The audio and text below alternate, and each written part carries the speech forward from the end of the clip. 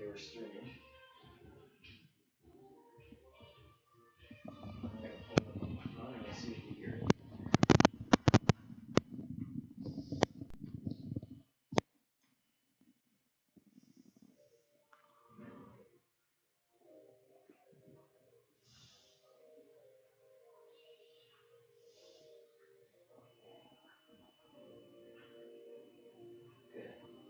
Hello, hello, hello, hello, hello, hello, hello. What up? Hello. Howdy. Can nothing? Can't hear? We got it. You can hear it? Okay. So in theory, we should be okay. We'll find out as soon as we start and all the parents start messaging us. Okay. There you go. We got audio. We got scorekeeping. Scoreboard's working. Looks like it's not going to rain for a little while, so that's good. All right. I got to go home and change clothes. It's all you, brother. All right.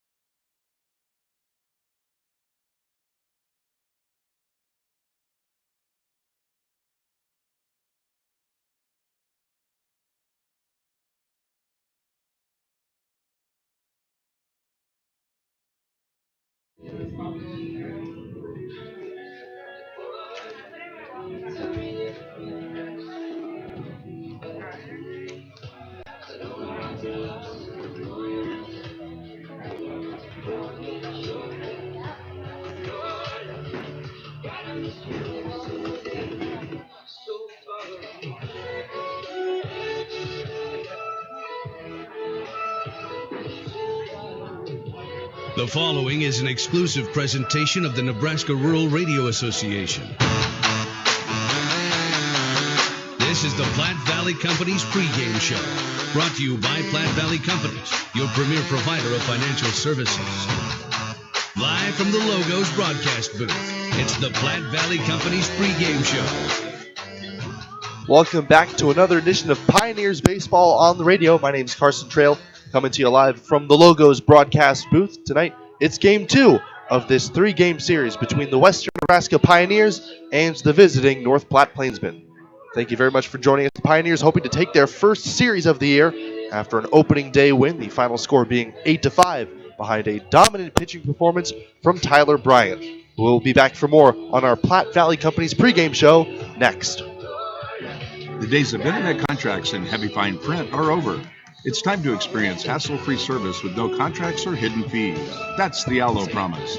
Allo Communications provides fiber internet, TV, and phone services with fair and no-nonsense pricing. All backed by a 30-day money-back guarantee, 24/7 local support, 365 Sorry, days guys. a year, Time to head out. and a monthly bill you can count on. Don't settle for gimmicks. Settle for hassle-free with Allo. Visit us at allofiber.com/hassle-free. So don't become fireable.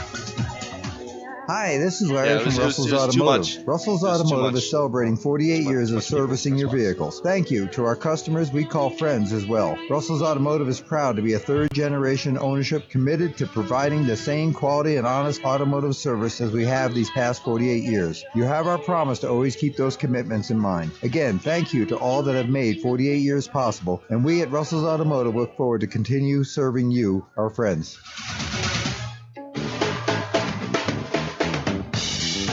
When you decide to sell your car, there are so many more options than ever before. Do not overlook Team Auto Center as a top-rated buyer for your old vehicle. No need to trade it in on a new one. Team Auto Center will give you a fair market price for your vehicle with no expectation of you purchasing from us. Come experience the difference at Team Auto Center or visit us online at teamautocenter.net.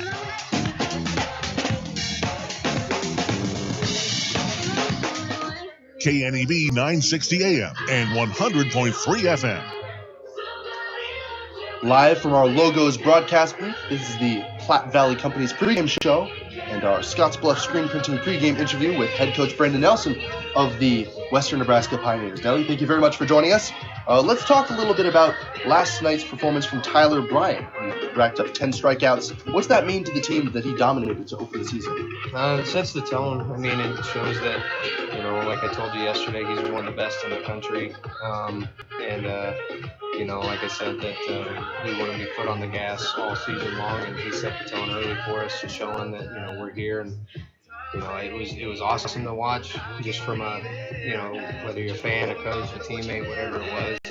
It was a special outing. I mean, guy gave up 2 hits. One of them was a home run, but we gave him enough grief for that because he went slider instead of fastball. But it was huge. The team enjoyed it. You could tell the energy in the dugout. You could tell we're here. Let's get going. That was certainly an energy they brought to the batter's box yesterday, a couple of big innings. But you're giving a little bit of a different look in tonight's lineup. What can you tell us about the changes that you made for this evening? So not too many for the most part. Obviously Griffin I wouldn't seriously hurt himself, but he tweaked his hamstring a little bit last night, so we're sitting him down for a few days. So, moving Garrett Fisher over to third, which he came in a tough spot for us last night. He was in the middle of catching a bullpen when Griffin got hurt, so I needed to get him out of that and send him over to third. So he's going to be there today. Esposito's getting a day off. And we're putting Bannister out there. 2 super athletic guys who've done nothing but impress me since they've been here. So, we're not losing anything with either of them being in. I don't think any changes that we make that we're ever taking a step back in any spot. So, I'm really excited. it's just it's going to be another good lineup.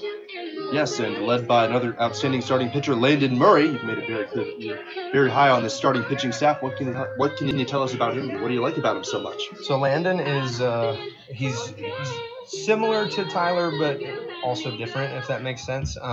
He's aggressive. He's going to come after hitters much like Tyler will. Not quite as much of a swing and miss pitcher as Tyler is, but he still has great stuff. He's upper 80s, low 90s. Has a lot of movement on his fastball. He's a ground ball pitcher. I think he gave up 2 extra base hits this year at school. He hasn't given up a home run all year. Knock on wood, nothing's happened. I'm not jinxing it, but he's going to be in attack mode from the word go, and I expect nothing different in terms of competitiveness from Landon from what we got from Tyler yesterday. How important is that energy to gathering some momentum and picking up your first series win today? Huge. Just the way that I look at it is no different than yesterday, just a different day, right? We want to win the series. We want to win every game that we get a chance to be on the field. But we don't try to stress it at all. We just want them to understand, keep the same, attitude, energy, and the same effort that we've had, since we showed up. And good things are going to happen. They're going to play out on the field. So we're trying to keep that mindset instead of stressing so much that, hey, today's a series win kind of day. So, just keep the same energy we had yesterday. I think good things are going to happen. Well, Coach, thank you very much. This has been our Scottsbluff Screen Printing pregame interview. See Shane and his crew at Scottsbluff Screen Printing for all your summer sports needs. We'll be back for more on our Platte Valley Company's pregame show next. Byers Realty has been helping people in the community find their dream home since 1994. If you're looking to buy or sell your home, our friendly team will put in the work to reach the finish line. We also do property management for buildings in Scottsbluff, Herring, and beyond. You can find an extensive list of our properties by visiting our website at callbyersrealty.com or visit us at our Scottsbluff offices on Avenue B, next to Bumper. Panhandle's best, Byers Realty. Community strong, community proud. We have what you're looking for. Do your lawn a favor this year by applying the nutrients it craves. Jordan Lawn and Garden products are specifically designed for our region's high alkaline soils. Westco produces a variety of Jordan products which will ensure your grass is getting all the proper nutrients necessary for the healthiest lawn you've ever had. Visit your nearest Westco location for more information on quality Jordan products. Westco. Service, solutions, success. Westco's your best value through and through. It takes a lot to run your business, and a lot has changed. What hasn't changed is the professional partnership with your business and E&H CPAs and management consultants. When you include our team, we will develop a plan to assist you with your accounting, tax planning, valuation services, and even litigation support and exit planning. Then you can focus on day-to-day responsibilities. Troy Hilliard will guide your business into the future. E&H CPAs and management consultants PC. Innovative, trusted, proven. 308-633-6800. KNEB 960 AM and 100.3 FM. So we are back with our pregame show presented by Scottsbluff Screen Printing. My name is Carson Trail. We're just about to get underway as the Pioneers are set to take the field in just a moment against the North Platte Plainsmen. Game 1 was a Pioneers victory. And they were led by Tyler Bryant with 10 strikeouts, 6 innings, and 1 run ball. He allowed 2 hits, one of which was a solo home run. So even in the best of performances, always something to improve upon. But that really set the tone entering Game 2 today against their in-state rivals. Now for our starting lineups for the visiting North Platte Plainsmen, it'll be Rui Yoshida, the shortstop, batting leadoff. Major Maiden, the DH today, he's batting second.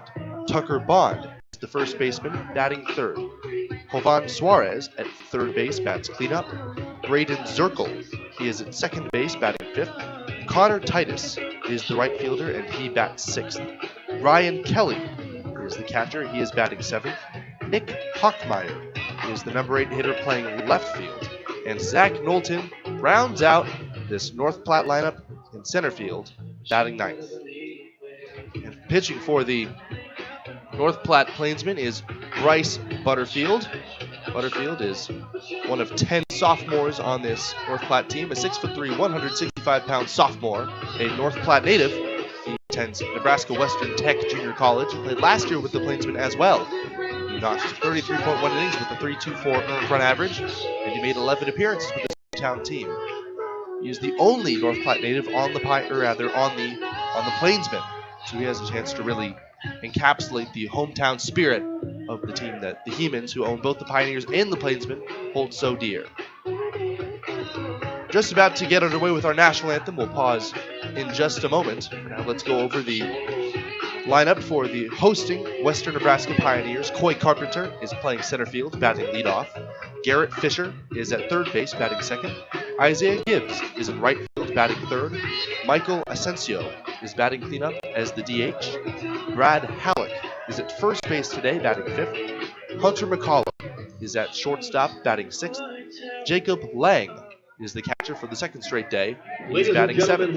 Austin Burkhoff is the second baseman, batting eighth. And Jacob Bannister rounds out this Pioneers lineup in left field, batting ninth. On the mound for the Pioneers, Landon Murray is going to be the starter for today. We're in a very physical frame. And he's got great stuff, more of a pitch-to-contact guy. And taking a look at what we have on file for Landon Murray. Very different pitching style, as we've already mentioned. And he is kind of a tough act to follow when it comes to being the starting pitcher following such a dominant outing from Tyler Bryant yesterday. We'll have more on him in just a moment, but first the starting lineups are being announced over the loudspeaker here at Oregon Trail Park. The weather today is a little bit overcast with smoke coming from the wildfires north of us, I do believe. There's a high school baseball game going on in the background beyond the left field wall. And so it's a vibrant baseball atmosphere here in Gary, Nebraska, just about to get started with Game 2 of this three-game series. He's assisted by Devin Conway. More on the weather. The wind is kind of blowing heavily as stiff breeze out toward straightaway left field. Left to right as the American flag flaps down the left field line. At third base from the University of Before we get ready to number 8, Garrett Fisher. have our national anthem in here right field from William Woods Platte Valley Company's pregame show. Isaiah Gibbs. Let's take a look at our keys to the game, sponsored by Team Michael Auto Center. Asensio. Home of the lifetime warranty on every new vehicle from Team Auto. Yesterday, a lot of the offense came from Plainsmen mistakes. The Pioneers, to their credit, came up with a couple of clutch hits, particularly Jacob Lang did an excellent job contributing as both the catcher and some nice defensive plays, and with the bat coming up with these big clutch situations. Tonight, the Pioneers will look to capitalize with runners in scoring position for themselves. It's always important to make the players pay for the mistakes they do make. But at the same time, you have to create your own offense eventually, and when both teams are playing great baseball, that's exactly what we can expect today. That's our key to the game, presented by Team Auto Center. So now we will pause briefly for our national anthem. Please rise and remove cover to join us in the singing of our national anthem.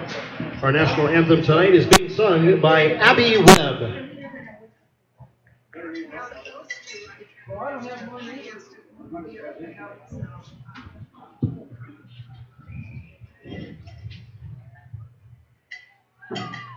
Oh, say, can you see by the dawn's early light, once so proudly we hailed at the twilight's last gleaming, whose broad stripes and bright stars through the perilous fight o'er the ramparts we watched were so gallantly streaming, and the rockets ringing, the bombs bursting in air, gave proof through the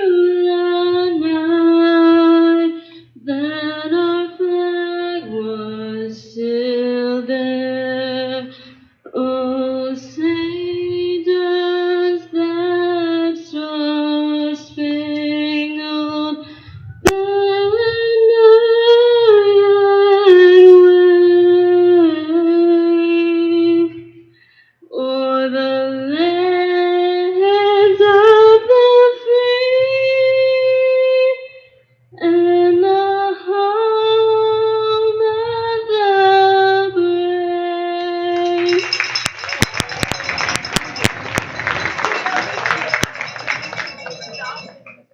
big thank you to Abby Webb for the recital of our national anthem.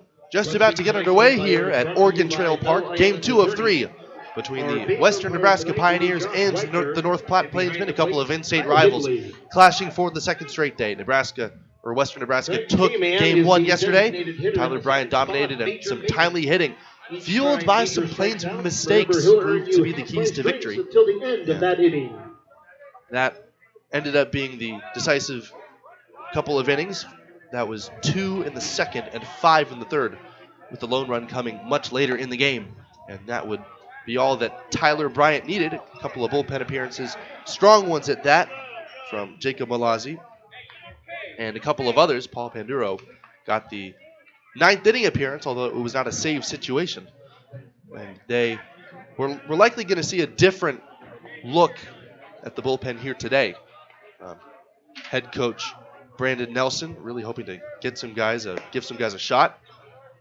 And that brings us to Landon Murray, the starting pitcher. An outstanding season for himself coming off of college. He did not allow a single home run. He excels at limiting extra base hits and inducing soft contact. He'll feature a sinking fastball and a breaking ball. And he'll look to use his defense behind him, which lines up as follows. The outfield for the Pioneers from left to right is Bannister, Carpenter, and Gibbs. On the left side of the infield, Garrett Fisher and Hunter McCollum at third base and at shortstop. It is going to be Austin Burkhoff and Brad Halleck at second and at first. Jacob Lang is in the squat putting down the signs. They will face off with Rui Yoshida, Major Maiden, and Tucker Bond. The first 3 hitters due up for the North Platte Plainsmen, as Landon Murray just getting to finish up his pregame ritual and, of course, his warm-up pitches. The Pioneers are wearing today their blue home alternates with red lettering and red numbers. White pants featured as part of the uniform set today. The Plainsmen visiting today, they are sporting their black road alternates with dark green numbers, dark green socks, and gray pants. All right, so both teams look the part as we're just about to get underway with some Pioneers baseball. Our first pitch is presented by Papa Murphy's Pizza, brought to you by Papa Murphy's Pizza at 2801 Avenue B in Scottsbluff. It's love at 425 degrees. Don't forget to register for the Papa Murphy's Text Club for a sweet deal. So Landon Murray with the starting 8 behind him, just about to get underway with some Pioneers baseball. This is KNEB. I'm Carson Trail, and the first pitch on the way is on the inside corner for a called strike. Rui Yoshida, a right-handed batter, strides in, quickly glances back at the home plate umpire, possibly in disagreement. Now the next pitch on the outside corner. Yoshida didn't like that either. Not really hiding his distaste in his body language. Slightly open stance. Here's the pitch. And a sinker. This is the outside corner that time. Might as well see if you can induce a swing there. 1 ball and 2 strikes.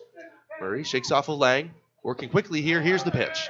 And a sinking fastball missing low. 2-2. Rui Yoshida, a Japanese national. Here's the pitch from Landon Murray. It is outside, so it's 3-2. Rui Yoshida, standing 5'8", 170 pounds, from Clarendon College, one of 2 Japanese-born players on this Plainsman roster. The payoff pitch from Landon is swung on and chopped towards second. Charged by Burkhoff. He fields, and on the run, he flips it overhand to first. And that's how this game gets started.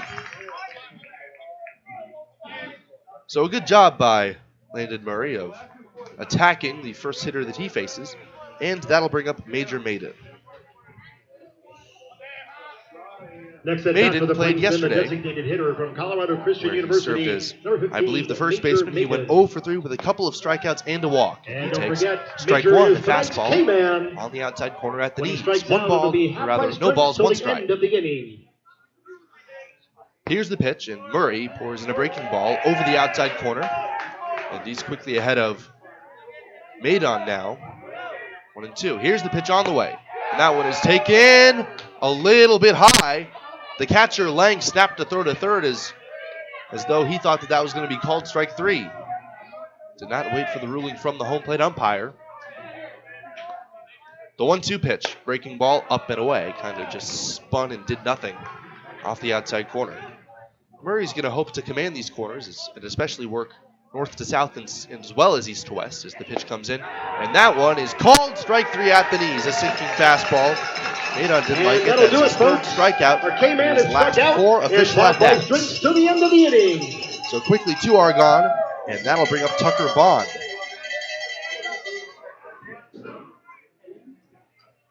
First strikeout of the game for Landon Murray. Here's the first pitch, and it is swung on and missed. Next batter, the first Bond baseman took a big Oklahoma, swing. Panhandle State University, number 34, Came up empty. Tucker Bond. Tucker Bond at first base today, waits, and he pops this one up. A slider hit down the third base side toward foul ground. Fisher is giving chase, but that is going to get up out of play. So Murray is really attacking the strike zone. He's gotten ahead of each of the 3 hitters he's faced. On deck, Jovan Suarez. Murray waits.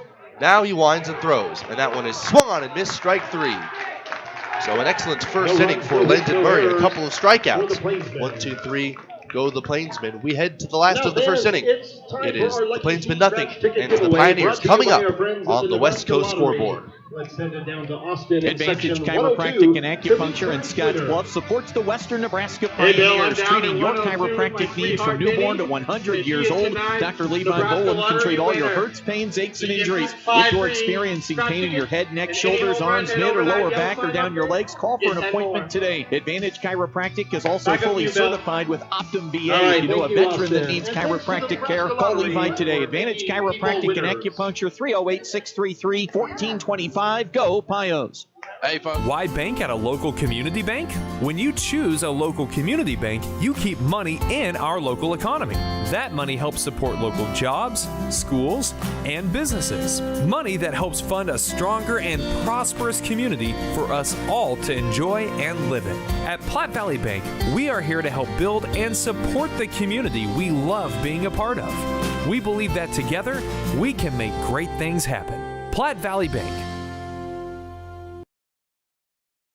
Who is Hydrotex? Hydrotex manufactures and distributes over 300 different high-performance lubricants, including fuel conditioners, hydraulic and transmission fluid, and more. We've been helping customers improve their operations for more than 80 years with products made in the USA. We sell directly to customers and can even deliver right to your door to offer excellent service and value. Our products are made to exceedingly extend drain and grease intervals to reduce maintenance and labor costs to improve the budget. Whether you're in a factory, farm fleet, or like to go fast, Hydrotex is here to help. Visit your local Hydrotex dealer in person or online today.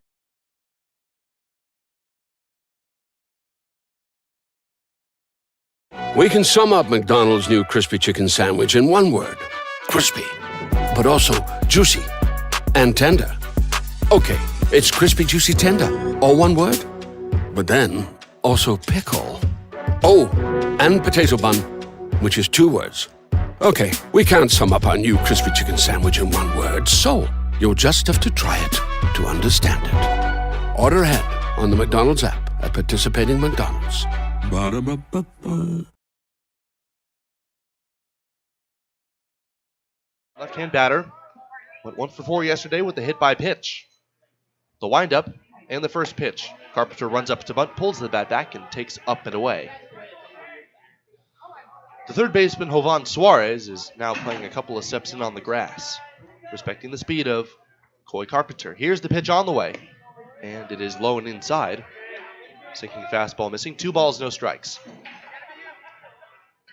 Free bases were a problem for the North Platte Plainsmen. Bryce Butterfield trying to reverse that trend and get the leadoff guy out. The 2-0 pitch. Out. Ooh, called a strike right on the outside corner. Backdoor fastball with some cut. So Carpenter, who has a great idea of the strike zone, now in a 2-1 count. Butterfield winds and throws. And a fastball misses up and away, 3-1. The defense behind Butterfield, it is Hockmeyer, Knowlton, and Titus, the outfield from left to right. Suarez and Yoshida at third and at shortstop. Zirkle at second and Bond at first, with Kelly in the squat putting down the signs. The pitch, and it is bounced to the right side. Over to his left, a sliding stop by Zirkle. He gets up, his throw to first, just in time. And the first base coach really not liking the call from the first base umpire. He thought that Carpenter had beat that one out. But in any case, now the head coach, Brandon Nelson, trying to de-escalate things. He's going to have a word with the first base umpire as well. I doubt that this is going to overturn the call. But at any point, it'll end up being a nice play from the second baseman, Braden Zirkle. Shuffling to his right, ended up sliding to glove it. Got up and slung it to first. Of course, it took a pretty good stretch by Tucker Bond as well. And ultimately, that will end up keeping Coy Carpenter off base. So a nice defensive play. Something that didn't happen too often yesterday for the Plainsmen. And that's how the offensive day for the Pioneers gets started. Up next, Garrett Fisher. From the University of Northern Colorado, number 8, Garrett Fisher. Fisher came in as a defensive replacement yesterday after the starting third baseman, after the starting third baseman left injured with a hamstring strain, and there's a breaking ball missing low outside. I should say strain. I should not overstep. I do not know the severity of the injury, but he did come out, and he's getting the day off today. 1 ball, no strikes after the breaking ball missed. Now the pitch. And a sinking fastball in there. Strike 1 called. 0-0, the score here in the last of the first inning. Here's the windup. And the pitch from Butterfield is swung on and missed. Good changeup. The bottom of which fell off. So Garrett Fisher down in the count, 1 ball and 2 strikes. 1 out here in the home first. Fisher, right-hand batter. Slightly closed off stance, strides in. Butterfield gets his sign. Now he winds and he throws. Breaking ball upstairs. 2 balls, 2 strikes. One thing about Butterfield, his motion is a little bit deceptive. He doesn't extend at all with his front shoulder. He really kind of spins around in order to get some velocity. Here's the pitch on the way. And the breaking ball misses low and outside. 3 balls and 2 strikes. Isaiah Gibbs, the powerful hitting outfielder, he's waiting on deck. The payoff pitch on the way, and it is fouled back to the screen. Looks like Fisher got a pitch to hit. But much to the credit of Bryce Butterfield, his stuff looks pretty sharp so far. So we'll do the 3-2 pitch again. Fisher swivels his hips as he waits. Now the pitch. Breaking ball misses high, ball 4. So that slider didn't quite have enough drop to it and ended up getting in there just above the letters. So Garrett Fisher reaches for the first base runner of the game. And up next, Isaiah Gibbs. Next Pio's batter, the right fielder from William Woods Gibbs University, number 13, has so much power. Gibbs. He went 1 for 4 yesterday with a walk and a run scored. We saw him take batting practice earlier today, and he hit one halfway up the scoreboard out in straightaway left field. The slide step, and the pitch comes in and misses up and in. Gibbs has to duck out of there with the slider that slipped out of the hand of Butterfield. 1 ball, no strikes. Garrett Fisher, the runner at first, and 1 man out. Step off throw to first, and Fisher has to dive, but he's in there safely. Butterfield has a very quick move. Surprised he didn't reserve that for a situation in which it's more likely that the runner were going. A look at first, the slide step and the pitch.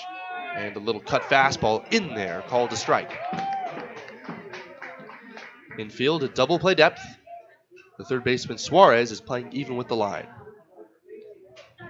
Yoshida, the shortstop, playing a little bit deeper than straightaway double play depth, hoping to guard against Gibbs' pull side. The slide step and the pitch. Breaking ball very high. Didn't even come close to the strike zone.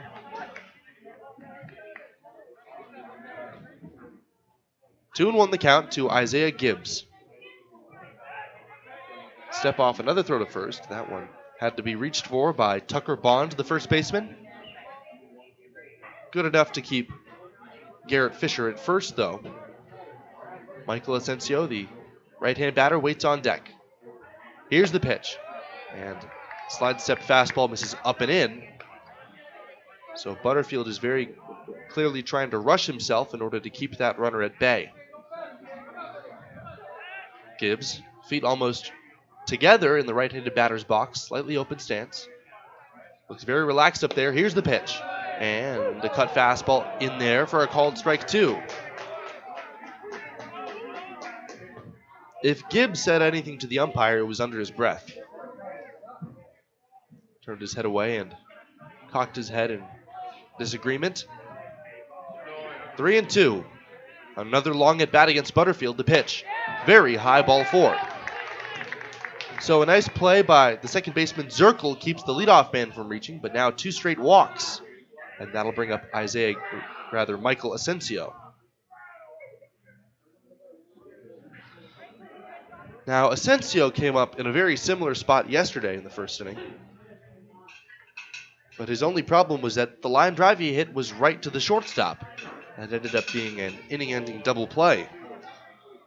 Here in Game 2 of this 3-game series, the Pioneers threatened once again early on in this game. So important for them to scratch across some runs and keep up the level of intensity that they displayed early in the game yesterday. Now a brief visit on the mound between the pitching coach, the catcher Kelly, and Butterfield. That's adjourned. It'll be Michael Asensio. Asensio, big, strong, right-handed batter. The designated hitter from Kaskaskia College, number 14, Michael Asensio. You just heard over the loudspeaker, Kaskaskia College. Well, Michael Asensio. Open stance in the right-handed batter's box. Butterfield looks at second, comes set. The slide step in the pitch. On the outside corner for a called strike. So we've seen 3 pitches so far from Butterfield. There's that little cut fastball, the big high arcing breaking ball, and your traditional four-seamer. Here's Asensio waiting. The pitch in the dirt, smothered by Kelly, and that'll do a good job of keeping Fisher at second and Gibbs at first. A ball into strike with the powerful Brad Halleck to follow. Infield's hoping to roll a pair. Asensio hits the ball hard and does not run very fast, so all it has to do is find some leather, and it's very likely that the Plainsmen will be able to roll a pair. There's a slide step and a fastball way outside in the dirt. Kelly has to slide over to pick it up on a backhand and ultimately keep that one in front of him. 2 balls, 1 strike.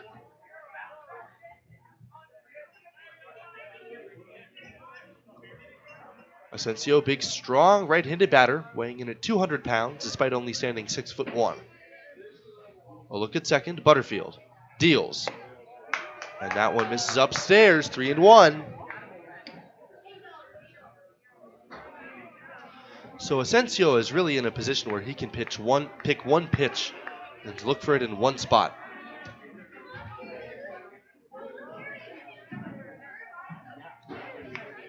Butterfield sets. The 3-1 pitch is swung and hit high and foul down the right side, out of play. So this is another hitter where Butterfield is in a 3-2 count. The Pioneers have been making him work very hard. That was the case for the starting pitcher yesterday, Anthony Comfort. Now, the question remains as to whether they can scratch across some runs against him. Here's the pitch, and Asensio strikes out swinging. Butterfield just reared back and challenged him with a fastball. He got the swing and miss, and a big out, number 2, on his first strikeout.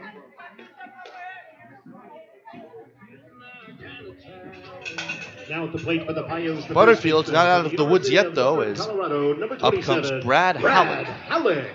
We've heard Coach Brandon Nelson rave about Halleck's power, and he got a couple of hits yesterday and a couple of runs scored to his name. The slide step in the pitch. Upstairs, ball 1.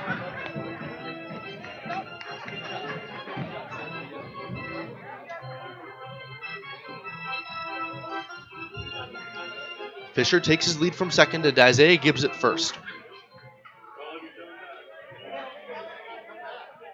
Butterfield slowly comes set. Now the pitch. And a little cut fastball in there. Gibbs pretty clearly didn't like that. Pretty wide zone from the umpire today.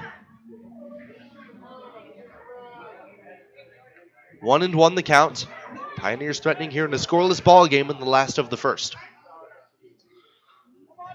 Butterfield gets his sign from Kelly. The pitch, and a big breaking ball, very high again. Butterfield has not yet found that release point on that curveball. He's basically just been working with his cutter and his fastball. Nonetheless, he's been able to keep the Pioneers at bay so far. The 2-1 pitch and a big swing and a little squib off the end of the bat, foul toward the third base on deck circle. Brad Halleck trying to give the Pioneers their first run of the game.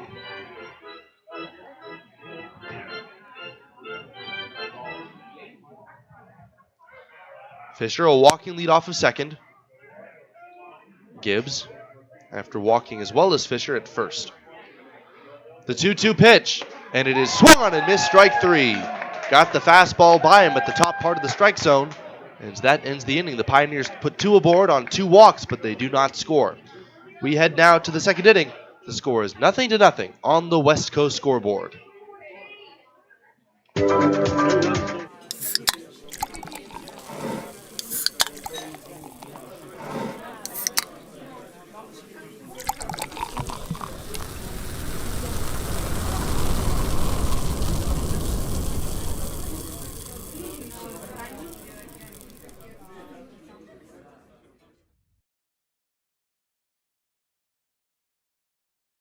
Olson Law Firm are committed to making our communities thrive.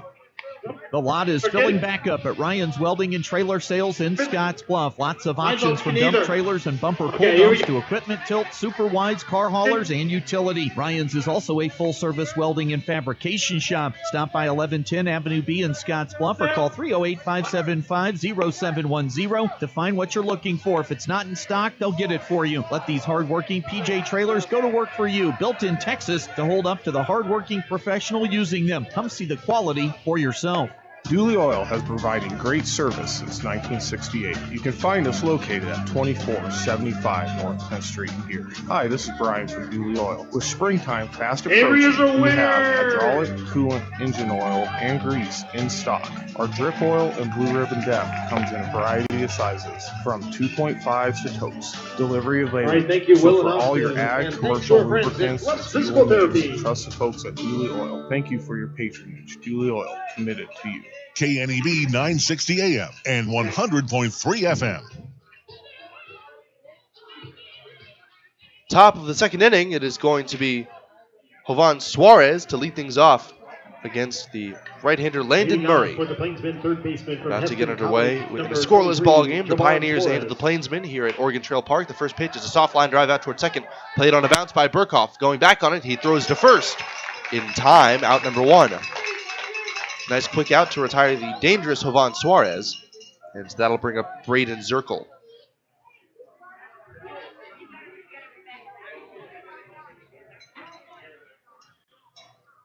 Now batting for the Plainsmen, the second baseman for Highland. Both pitchers racking up a pair of strikeouts in their first inning. The difference is Landon Murray has been much more efficient. There's a pitch missing down and in, a sinking fastball, breaking out of the strike zone. 1-0 to Braden Zirkel. The pitch on the way is bounced gently on the ground toward the left side. Coming over is Fisher to try to cut it off. It clangs off his glove on a bad hop and trickles out into shallow left field. Hunter McCollum, the shortstop, has to go retrieve it, and that'll be an error for the first base runner for the Plainsmen. That's the way that the Plainsmen lost yesterday's game. They made errors and extended the Pioneers' innings. And Zirkel is aboard for the first time this year. From Highland Community College, number 13, Connor Titus. So now Connor Titus. Here's the first pitch, and he swings over top the sinker and misses.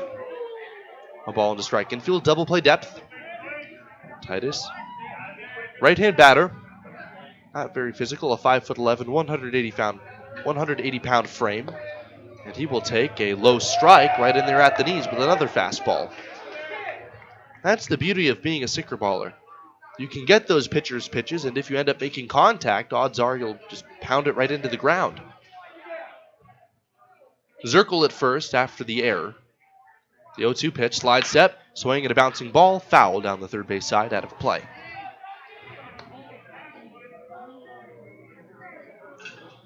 Connor Titus, a rising sophomore out of Arkansas Highlands Community College. He played for head coach Jared Jones at Highland, and now he has a chance to bring that culture over to the Plainsmen. Here's the pitch. Breaking ball. Did miss by much. Murray tried to get that front door strike, but the slider missed just off the plate. Titus clearly trying to protect. Here's the 1-2 pitch. And it is outside with the fastball to even the count.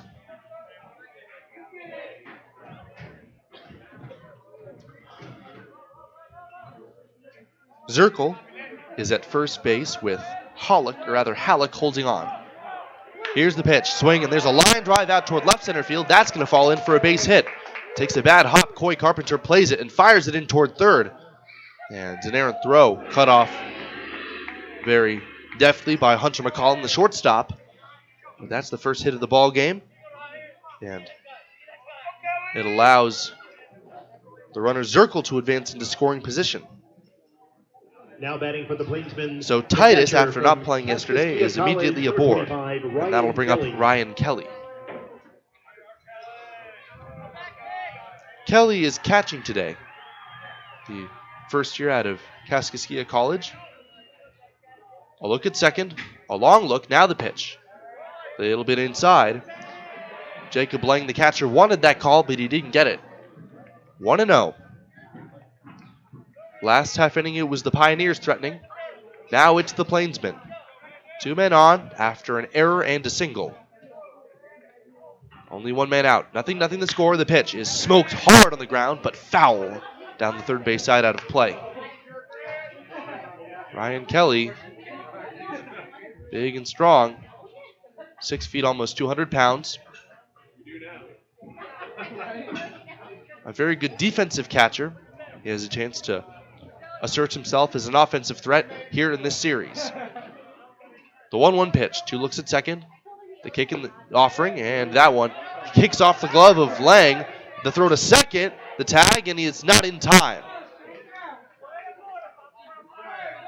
That one just kind of popped out of the glove of Jacob Lang.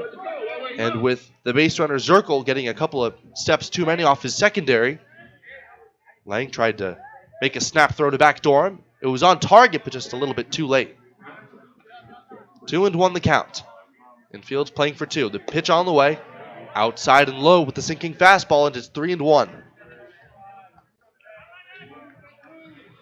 Kelly's taken some pretty good swings at this at-bat. But right now, if you're Landon Murray, probably best to challenge him and see what he can do. The second baseman, Burkhoff, holding on. Braden Zirkle. Connor Titus is the runner at first with nobody holding. Here's the pitch on the way.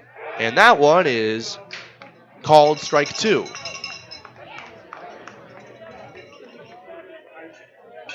Fastball. Was started up in the zone, but kind of broke down and in toward the hitter. 3-2.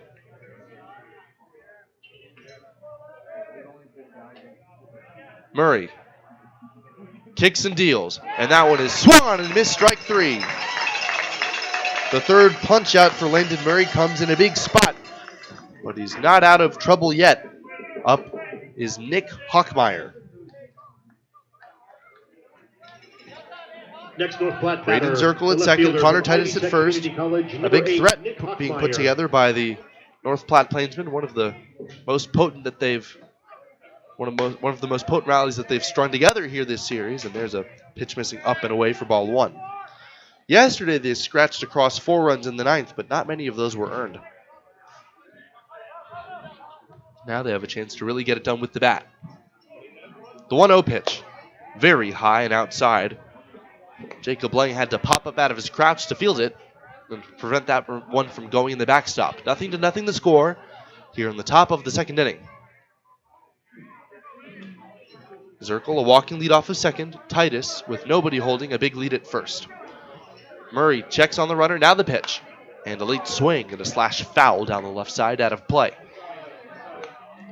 2 balls, 1 strike. Nick Hockmeyer, a left-handed batter. He went 0 for 4 yesterday with a couple of strikeouts and a double play. Pressure's on him to get off the schneid this year and to get things going for the Plainsmen this series. Big hole in the left side. Here's the pitch.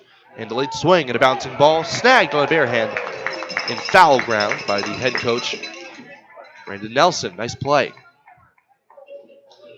If you're going to be coaches trying to reach out and retrieve foul balls, you better make a clean play, lest you never hear the end of it from the rest of the squad. 2-2 pitch. Murray delivers. And another very late swing and a liner foul out of play down the left side.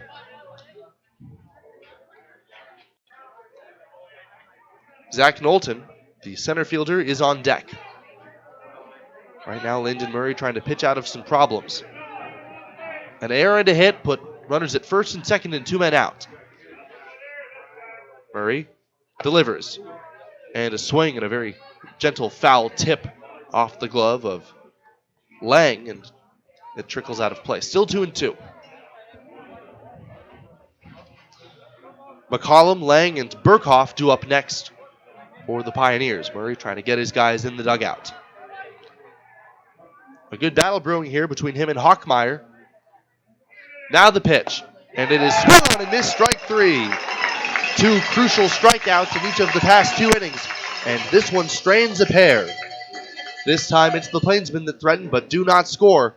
And a good job by Lyndon Murray of keeping this a 0-0 ball game as we head to the last of the second inning on the West Coast scoreboard. No runs on 1 hit and 1 error. Wells Fargo Advisors has been built around a deep respect for planning. Our commitment to helping you plan effectively, invest wisely, and map a realistic course to your future is nowhere more evident than our Envision planning process. Put the process to work for you, and we'll be with you every step of the way. Call financial advisor Ryan Windhorst today at 632-7561. That's 632-7561. All right, pretend you're out of there. Why bank at a local community bank?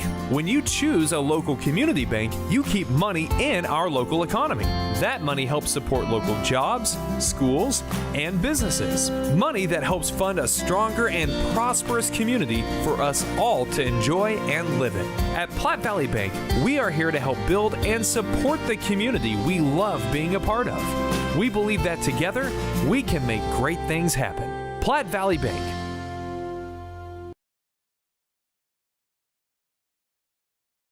13 Broadway, Scottsbluff.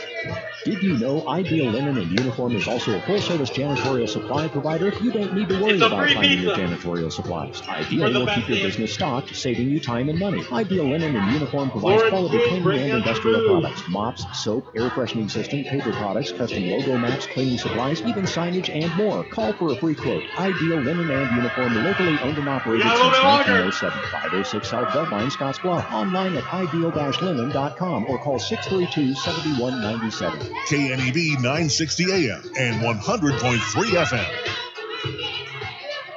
Live from the Logos broadcast booth, I'm Carson Trail bringing you some Pioneers baseball, and we're in the last of the second inning with Hunter McCollum due up against Bryce Butterfield, who really had to labor through the last of the first. Hunter McCollum. The 6, 7, and 8 hitters due up. McCollum put together a nice day on both sides of the ball yesterday. A couple of runs batted in and a couple nice defensive plays as the first pitch is a swinging strike. A fastball in the lower outside corner. This is Carson Trail in the Logos broadcast booth. Stop into Logos and the guys will custom design it, print it, and have it ready for the game.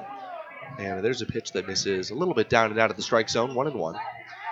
There is no job too big or small for Logos in downtown Gary. The windup, first base side of the rubber for Butterfield. And there's a swing and a flare out towards center field, and that's going to be a base hit. Knowlton, the center fielder, comes up firing towards second base. A big turnaround first for Hunter McCollum. But that's a leadoff single. And McCollum continues to be a consistent presence on offense and on defense here in the early going in this season. Now for the Pios, the catcher from Grayson College, number 20, Jacob Lang. The Pioneers excelled at timely hitting yesterday. McCollum a part of that. The same can be said for the man aboard, or rather the man in the batter's box now, Jacob Lang. Lang, the catcher for the second straight day. Long, dirty blonde hair out the back of his helmet. Swings at the first pitch and fouls it straight back. Lang had a couple of RBI singles yesterday, giving him a 2-for-4 line entering this game. Right-handed batter. He's got some power. The third baseman Suarez in even with the baseline. The middle infield double play depth with the first baseman Bond holding on the speedy McCollum. McCollum gets a great jump. The pitch is up and in, and there will be no throw to second. McCollum went with the pitch, and he swipes that bag easily.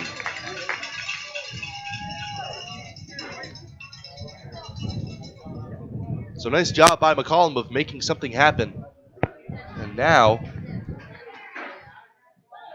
an opportunity to make a productive out for Jacob Lang. 0-0 the score here in the home second.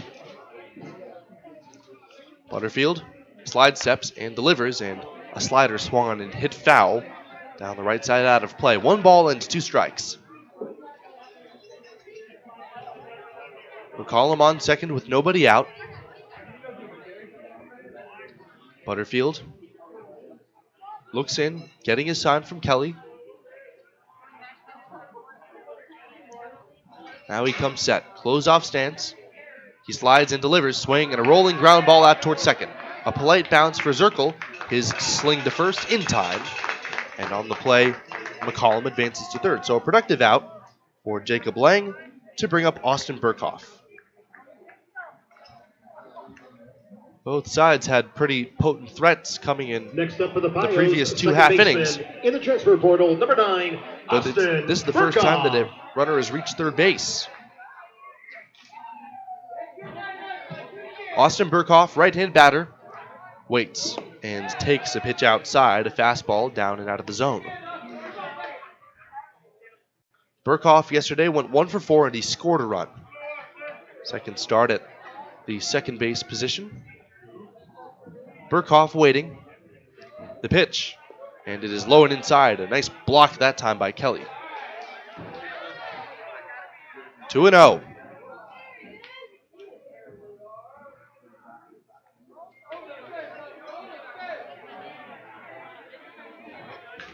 McCollum at third base. 1 man out. Infield playing it back, save for the first baseman Bond. The pitch. A little cut fastball in there. Strike. Right on the inside corner. That was strike 1. Butterfield trying to work his way back after falling behind early. The pitch on the way. Swing and a fly ball popped into shallow right field. Zirkle, the second baseman, out on the edge of the grass. He makes the catch. And that one was too shallow for McCollum to tag, so Burkhoff did not quite make the productive out that could have led to the game's first run. And instead, it'll be up to Jacob Bannister. Bannister did not play yesterday, but he's still spoken very highly of by the head coach, a junior out of Northern Colorado University. Right-hand batter. He's got some power, some strength. He swings and misses at the first pitch. That was a very confident swing. And he might have gotten a pitch to hit, too. Odds are he'll want that one back. McCollum, after singling and stealing the bases at third with 2 men out. No score here in the last of the second. The pitch. Breaking ball. There's a shot hooking down the left field line, and it is foul. Brandon Nelson sarcastically gestured that it was a fair ball. That one was down the line, almost near the dirt warning track. No balls and 2 strikes. Butterfield had him way out in front of the fastball. Let's see if he can put him away with the breaking stuff. The 0-2 pitch, and it misses up and in with a slider. Bannister has to protect the zone, but he can afford to be patient. Coy Carpenter is on deck, who got robbed of a hit his last time up. He's been putting together some really good at-bats. But Bannister trying to get a hit or force an error. The pitch. And he reaches for this one, just fights it off out of play. Up and out down the right side. Still 1-2.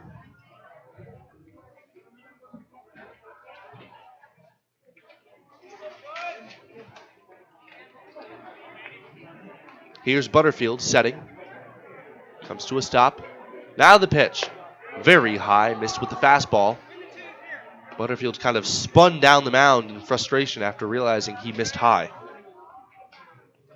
Russell's Automotive, your family-owned go-to for all your quality automotive repair needs. Russell's Automotive. Sponsorship here in the last of the second inning. The 2-2 pitch on the way, and it is swung on and missed strike three. Bannister has his ticket punched. The third strikeout of the game for Bryce Butterfield to retire the side. No runs, A hit, a stolen base, and a man score left for the Pioneers, nothing more. The score is 0-0 as we head to the third inning on the West Coast scoreboard. Pioneer Nation, it's time for our frozen t-shirt challenge. Flat Valley Bank can help you take advantage of every adventure. Whether your goals are to upgrade your vehicle or you have plans for a new business venture, we are here to help guide your financial journey. Our customized personal and business loan options can take you from everyday excursions to epic adventures. The path to success starts at Flat Valley Bank. You belong here. Flat Valley Bank. Remember, Who is Hydrotex? Hydrotex manufactures and distributes over 300 different high-performance lubricants, including fuel conditioners, hydraulic and transmission fluid, and more. We've been helping customers improve their operations for more than 80 years with products made in the USA. We sell directly to customers and can even deliver right to your door to offer excellent service and value. Our products are made to exceedingly extend drain and grease intervals to reduce maintenance and labor costs to improve the budget. Whether you're in a factory, farm fleet, or like to go fast, Hydrotex is here to help. Visit your local Hydrotex dealer in person or online today.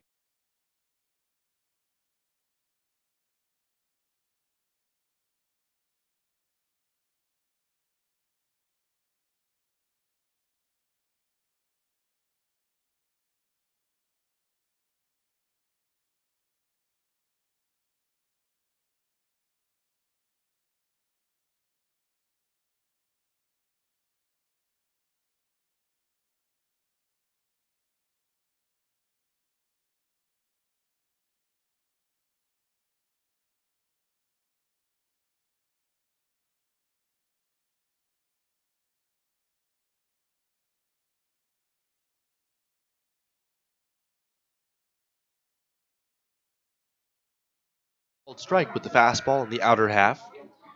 Knowlton up in the number 9 spot today after a hitless game takes strike two. Top of the third inning, 0-0 the score. The Pioneers, after taking the home opener, hoping to take the series against their in-state rival Plainsmen. 0-2 is a fastball that misses just a bit outside. So Knowlton has a better idea of the strike zone so far. And now another pitch, and it is swung and bounced to the right of the pitcher's mound. And Murray has it, underhands to first in time after jogging over a few steps.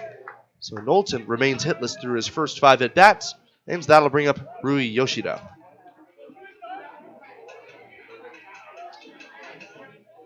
For more than 125 years, Wells Fargo Advisors has created wealth management and investment strategies aimed at achieving our clients' personal financial goals. Call Ryan Windhorst at 632-7561. Together, we'll go far. Wells Fargo. There's the first pitch called strike to the right-handed batting Yoshida. Yoshida bounced out his last time up and swings and nubs this one foul as well. 0-2, 1 out here in the third. Scoreless ball game between the Pioneers and the Plainsmen. The windup and the pitch. And that one didn't miss by much. Yoshida took a couple of pitches in his first at-bat that were more out of the zone than that one was right there for strikes. Murray winds and throws. And that one's in there, called strike three. 5th strikeout of the game already for Landon Murray.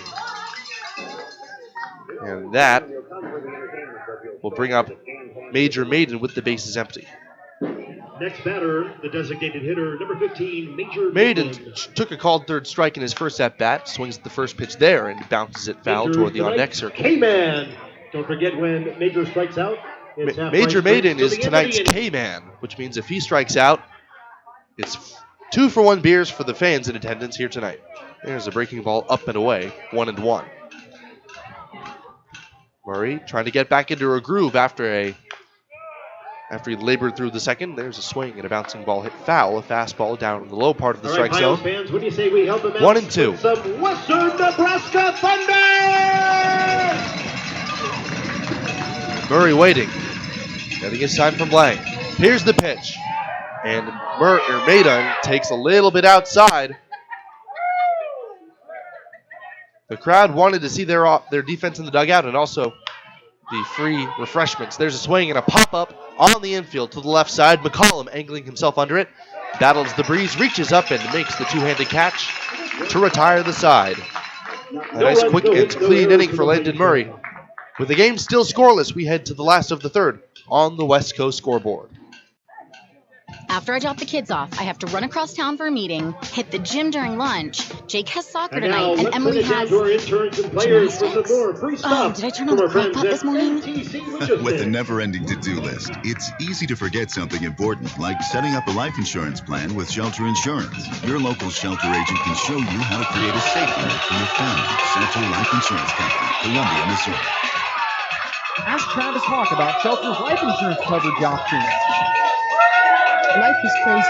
Pain is stressful. How can anybody concentrate with these busy schedules? Now you can. This is Ben Morgan coming to you from Hydrogen, flow therapy business right here in Scottsbluff. I'm here today to let you know we now have memberships for $49 monthly. You can guarantee yourself at least one float per month. You know how floating keeps your muscles relaxed, your joints relieved, and your brain Thanks to our friends at MTC Logistics for being part of the BIOS family this season. HydrogenFloat.com or call us at 308-63-FLOAT. Hydrogen. Unplug and recharge. Our producers know that running a successful operation these days requires having reliable service and quality products. That's why you know you can trust the knowledgeable people at Westco to provide you sound agronomic advice, aerial application, bulk fuel, lubricants, propane, tires, and other essentials to keep your operation running smoothly. Our priority is helping you succeed. Call or visit your nearest Westco location today. Westco. Service, solutions, success. Westco's your best value through and through. KNEB 960 AM and 100.3 FM. Center fielder number 2, Coy Carpenter. Here's Coy Carpenter leading things off against Bryce Butterfield, still out there after a couple of long-winded first two innings. Here in the last of the third, he misses up and away with the first pitch sinker. 1 ball and no strikes. Top of the lineup due for the Western Nebraska Pioneers, hoping to get something going in a scoreless ball game. Carpenter swings the next pitch and fouls it gently out of play. A ball and a strike.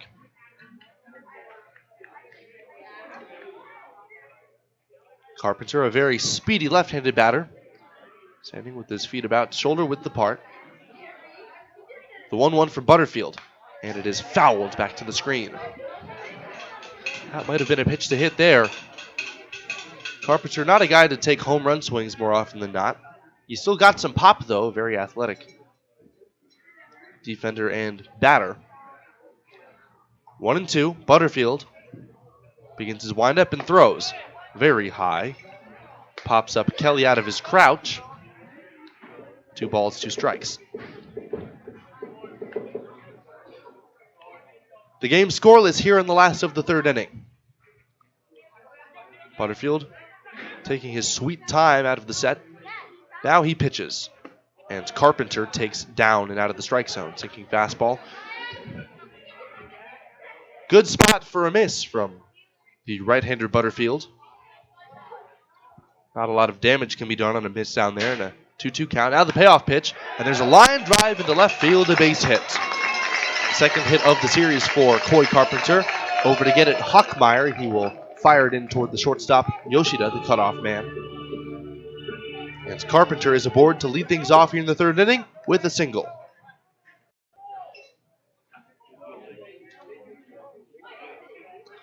So now it'll be up to Garrett Fisher. Fisher walked and was stranded at second. Pioneers have already stranded 3 here in the first couple of frames. Coy Carpenter at first, lots of speed, but a great arm and defensive catcher in the form of Kelly behind the dish. Infield double play depth, the pitch. Outside and low with the fastball. Almost scrapes the dirt as it's picked out by Kelly. A ball and no strikes.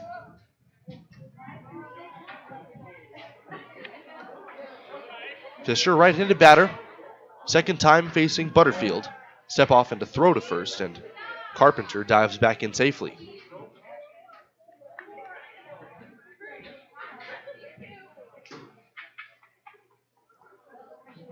Carpenter shuffles off of first with Bond holding. Here's the pitch. Carpenter takes off. It is swung on and missed. Here's the throw to second. It is picked out of the dirt and in time to get him. So Carpenter tried his luck But Ryan Kelly, the catcher, has shown that his arm is indeed as good as advertised. That's the first caught stealing of the series for either team. And now nobody's on for Garrett Fisher in a 1-1 count. That leadoff man so crucial, and unfortunate that he was not able to advance. The pitch coming, and that one is a little pop-up out into shallow left center field. Racing in Knowlton, and he will reach up to make the catch. As he came racing in, got a great read off of that. Those are the balls that, as outfielders, you really need to practice sizing up off the bat. Nice play from Knowlton, and now Isaiah Gibbs.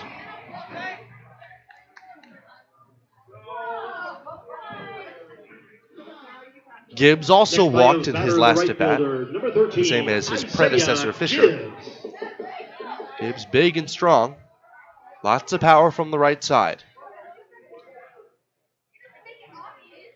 The windup and the pitch from Butterfield. Up and in with the first pitch cut fastball.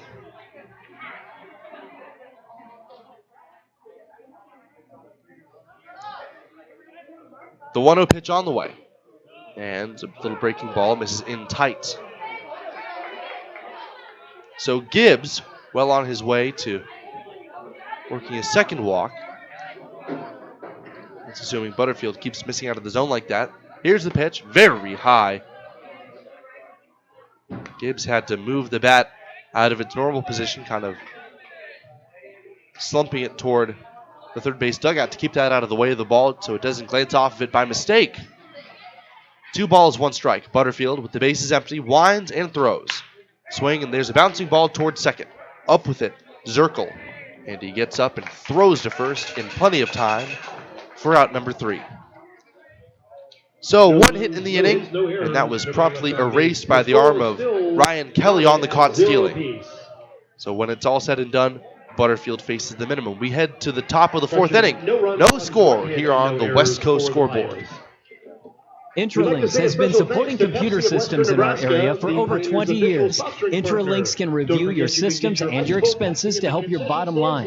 Intralinks also installs low-voltage wiring, IP-based camera systems, and IP-based phone systems. With Intralinks on your side, technology isn't an obstacle, it's an opportunity for your business. Call Intralinks today to schedule your free 1-hour consultation. 632-6590. That's 632-6590.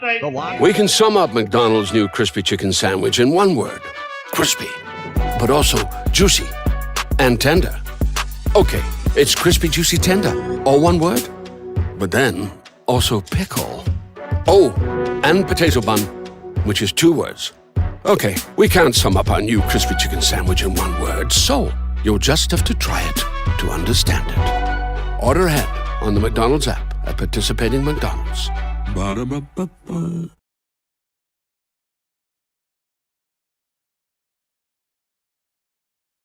Be the first call you make. There isn't a better shop in the area. Our highly skilled team is experienced at performing all auto body repair and paint jobs. Stop by anytime and speak to one of our technicians, and we'll do a full inspection to show you just how little our repair services will cost you. Our work is not complete until your car is safe and you're on the road again. Call today, Scottsbluff Body and Paint, 225-6408. KNEB 960 AM and 100.3 FM. Tucker Bond, the powerful right-handed first baseman, swings the first pitch and bounces it gently foul down the third base side. I was playing a sarcastic cheer when Jared Jones, the head coach, reaches down to barehand it. No score as Landon Murray assumes the rubber once more and bounces this one a little bit harder there. That time Jones wanted to get out of the way. He thought about it, but quickly pulled his hand back as though he touched a hot saucepan. The 0-2 coming, and it is in the dirt, a sinking fastball from Murray. Contact Jennifer Urdialis. Urdialis, your local 5-star lender with Castle & Cook Mortgage. For a simple, friendly, and fast loan process for your home purchase or refinance, contact Jennifer today. There's a swing and a topper foul, still 1-2. Castle & Cook Mortgage, the key to your castle. Another 1-2 coming, and it is swung and fouled straight back. That was a breaking ball that was up in the zone. And it's not likely that that was the intended location from Landon Murray. Bond, Suarez, and Zirkle do up, the 3-4-5 hitters. Here's the pitch, and there's a swing and a little foul. That one might even have hit Bond. It's just a matter of, did the bat hit it as well or not? He was shaking his hand as though he got a piece of it, and they're going to call that a rather embarrassing strike 3. According to the home plate umpire, Bond just flat out missed it. So when a ball hits you, you swing at it. Unfortunately for you, that's a strike. And the third one on Tucker Bond. So he's retired on an unconventional strikeout number 5 for Landon Murray. Now Jovan Suarez takes a pitch low and away. 1 ball, no strikes. No score. And there's a swing and a miss on a breaking ball down and out of the strike zone. Suarez with a big, smooth right-handed swing has yet to really display what that can do. He's hitless in the series thus far, and he takes a spinning breaking ball down and in. 2-1 the count. The third baseman, Fisher, is playing deep over there, and there's a called strike right at the knees with a fastball. Good spot for that pitch from Murray. Murray already set. Right as Suarez shows he's ready, he pitches, and there's a bouncing ball down the third baseline, foul. Over toward the Pioneers' dugout.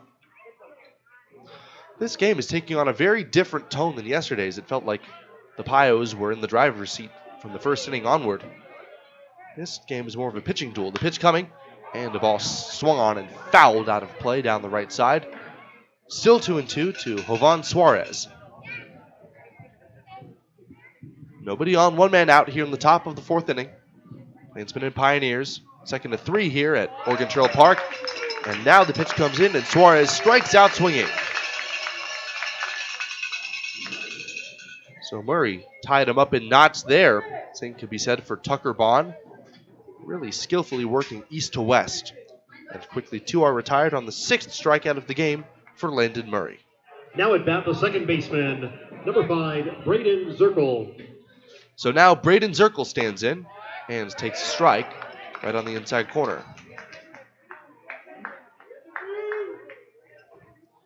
Two outs, nobody on, the 0-1 coming, and it is up and away.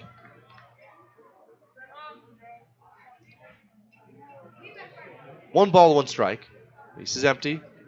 Murray works for the windup, and there's a foul tip into the glove of Lang, strike 2.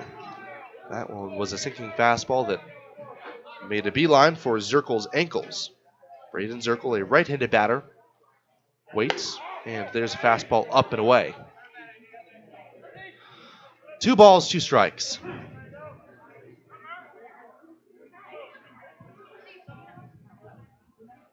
The windup and the pitch in the dirt, and it clangs off the shin pads of Lang and ends up near home plate.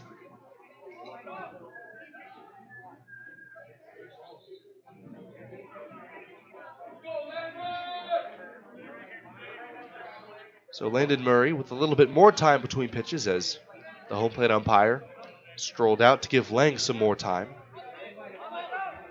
3-2. Here's the pitch, and it is swung and gently hit foul down the third base side out of play.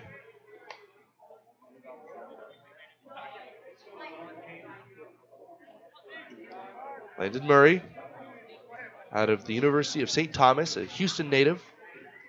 A couple of transfers to his name. Now time is called by the batter. Taking a look at some of his numbers, our statistics are going to be read in just a moment. The payoff pitch, down and away, ball 4. It kicks off the glove of Lang. Landon very much displeased with himself for issuing only his first walk. Nonetheless, that extends the inning for the right-handed batting Connor Titus. This batter brought to you by Floyd's Truck Center. Floyd's Truck Center, your commercial, farm, and feed truck center, representing Freightliner, Western Star, and Harsh. Located at 322 South Beltline Highway in East Scottsbluff. There's a called strike, with the fastball, it's 0-1.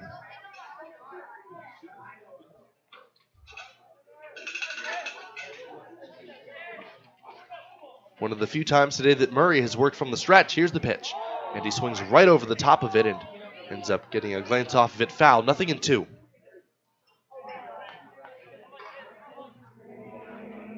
We'll have you more on Landon Murray's numbers when we come back for the 5th inning. Here in the 4th is a scoreless ball game with Braden Zirkle at first after the 2-out walk. The slide step in the pitch. Down and away. Good 0-2 breaking ball. Breaking it down and out of the strike zone. 1 ball, 2 strikes.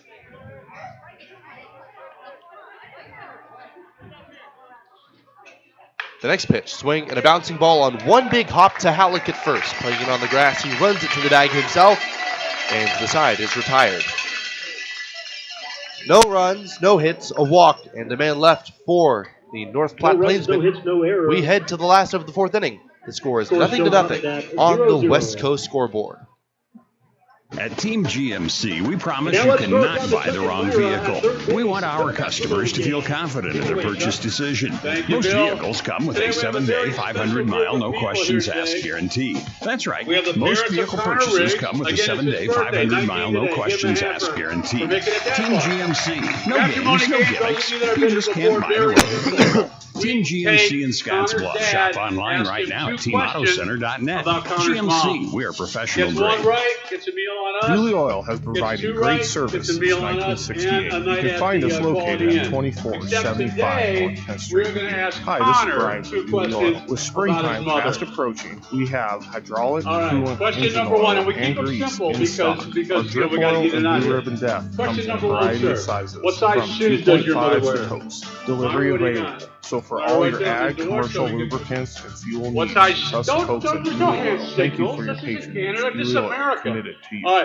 At Wells Fargo Advisors, we've found that clients appreciate a planning process that adjusts to the twists and turns of their lives. If you're rethinking your life's goals, the Envision process can help you try on your ideas before committing to them. Maybe you're thinking about retiring early or starting your own business. Your Envision plan can tell you how adding a goal like that could affect your ability to reach your objectives. For more information, call Ryan Windhorst today at 632-7561. Again, that's 632-7561. Investment in insurance products, not FDIC insured, no bank guarantee, no value. Wells Fargo Advisors is a trade name used by Wells Fargo Clearing Services.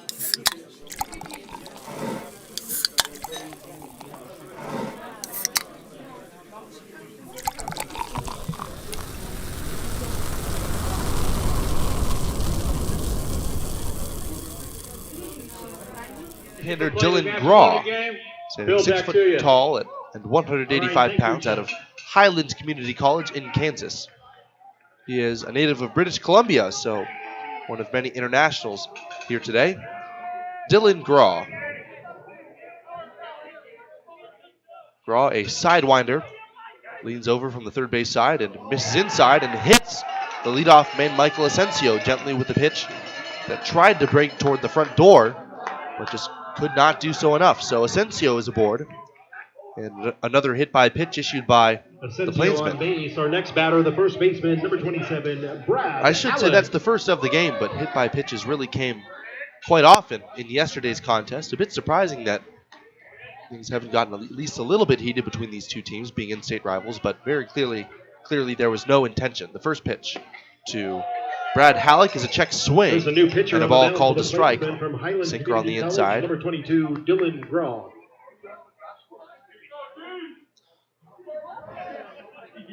Graw, on in relief of Bryce Butterfield, leans over, slides step in the pitch, and that one's ripped into left center field. That's going to be a base hit, and that's going to get all the way to the wall. Chugging around second, Asensio. He's headed for third. The ball's picked up by Hochmeyer. They're going to wave him in. Here comes the throw home. It is not in time. Asensio scores with a head-first slide, and the Pioneers take the lead with the first run of the game. It's 1-0. Brad Halleck really hit that one on the screws. He makes his way easily into second. And not only do the Pioneers have their first run, but they have another run in scoring position with still nobody out. That one was absolutely stung.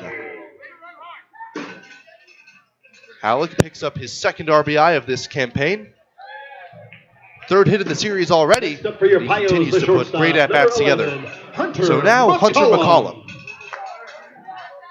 McCollum had a great game on both sides of the ball yesterday, a single today, and a couple of runs batted in on it this season already. 1-0 Pioneers. Dylan Graw delivers his first pitch way outside. Kelly reaches for it, but it hits off his glove, goes straight to the backstop, and advancing to third is Brad Halleck. So a very wild pitch makes it so Hunter McCollum can drive in another run without recording an out. We're going to have to see how the infield defense changes. They're all playing back, save for the first baseman, Bond. Bond is even with the baseline over there. Here's the pitch, up and in, and that hits McCollum right between the numbers. So he advances to first base. Kind of flips his bat, not really in disgust, but perhaps things growing to be a little bit frustrating. The second hit batsman of this inning. Right now it's a little bit clear that Graw does not quite have the command that he so needs. Not really being a velocity guy. He's got some movement, but movement without command is just wildness, and that's what we're seeing here.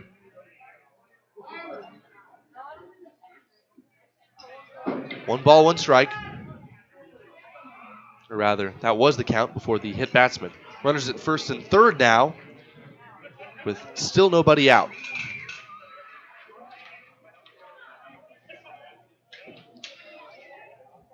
Dooley Oil has been providing great service since 1968. They are your distributor for premium Shell lubricants and Howes fuel additive, Wyoming, Nebraska, and Colorado. Extreme diesel fuel provider for the three-state region. Dooley Oil. So now Jacob Lang, and this is a spot for him that's all too familiar. He came up with runners in scoring position twice yesterday, and he cashed in both times with an RBI single. Halleck at third and McCollum at first. The latter with a lot of speed, the first baseman Bond holding. Infield playing for two, McCollum takes off. The pitch is taken down and away. The throw goes to second. It is in the dirt, picked out nicely by Yoshida, but McCollum slides in feet first and safely. No double steal on, so McCollum swipes his second base of the game. And now runners at second and third for Jacob Lang. They have a base open now, but with nobody out, really a better plan of attack to pitch to the veteran catcher. Dylan Graw in some trouble, a run already in, and he misses down and away, 2-0. For Graw, it's so difficult. He starts out very hunched over and deals almost from a sidearm to submarine arm slot. But it's really hard to keep your head on a steady plane. If it's bobbing up and down, no wonder he's having problems with command. The pitch, swing, and there's a ball hit foul. A 2-0 sinking fastball hit out of play down the right side. 2-1. Brad Halleck doubled home a run. He's at third base. Hunter McCollum was hit by a pitch. He's at second. The first baseman Bond playing in on the grass. Heels touching the infield dirt. Here's the pitch. And a fastball and a generous called strike on the outside corner. Lang, who has better knowledge outside of the catcher Kelly and the home plate umpire himself, looking back saying, what? Big spot in this game where the Pios can scratch across another run. 1-0 they lead, and two more in scoring position. The kick and the pitch. Swing and a bouncing ball right back to the pitcher. Now they got the runner hung up between second and third. He will turn and throw to first, thinking he was going to go back to third base. The throw home is too late. And ultimately, Jacob Lang will get credited with the run batted in. Dylan Graw had the runner at third, Brad Halleck, dead to rights. He was halfway between third and home. But Halleck just froze. That's the mode of attack typically for a pitcher. It's check three and then go one. But he checked third and just didn't do anything with it. He threw to first, and at that point, Brad Halleck was halfway to the plate.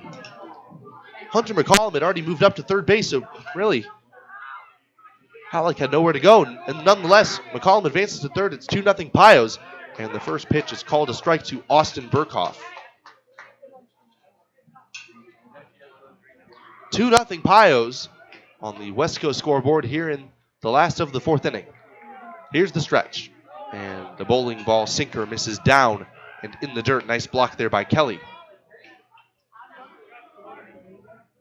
1 ball, 1 strike. Burkhoff today is 0 for 1 with a pop out. Runner at third, 1 man retired. 2 runs already in. Here's the pitch on the way. Breaking ball that sweeps over the outside half. Called strike 2. Graw is in need of a strikeout. 2 runs have already scored, and this could really spiral into a big inning for the Pioneers if another one were to come across. Here's the pitch. Swing, and that one's lined into shallow right field. In comes Titus. He reaches down and makes the catch. Here comes the throw to the plate with the runner not tagging. McCollum had to hustle on back to third, so ultimately an unproductive out for Austin Burkhoff, despite a pretty good piece of contact. And that'll bring up Jacob Bannister. Bannister took some good swings, but ultimately was struck out in his previous at-bat. Last of the 4th inning, 2-0 Pios. Jacob Bannister. They took their first lead of the game. The first pitch is in the dirt, smothered by Kelly. For a moment, he didn't even know he had the ball, was kind of looking around to make sure it didn't trickle away.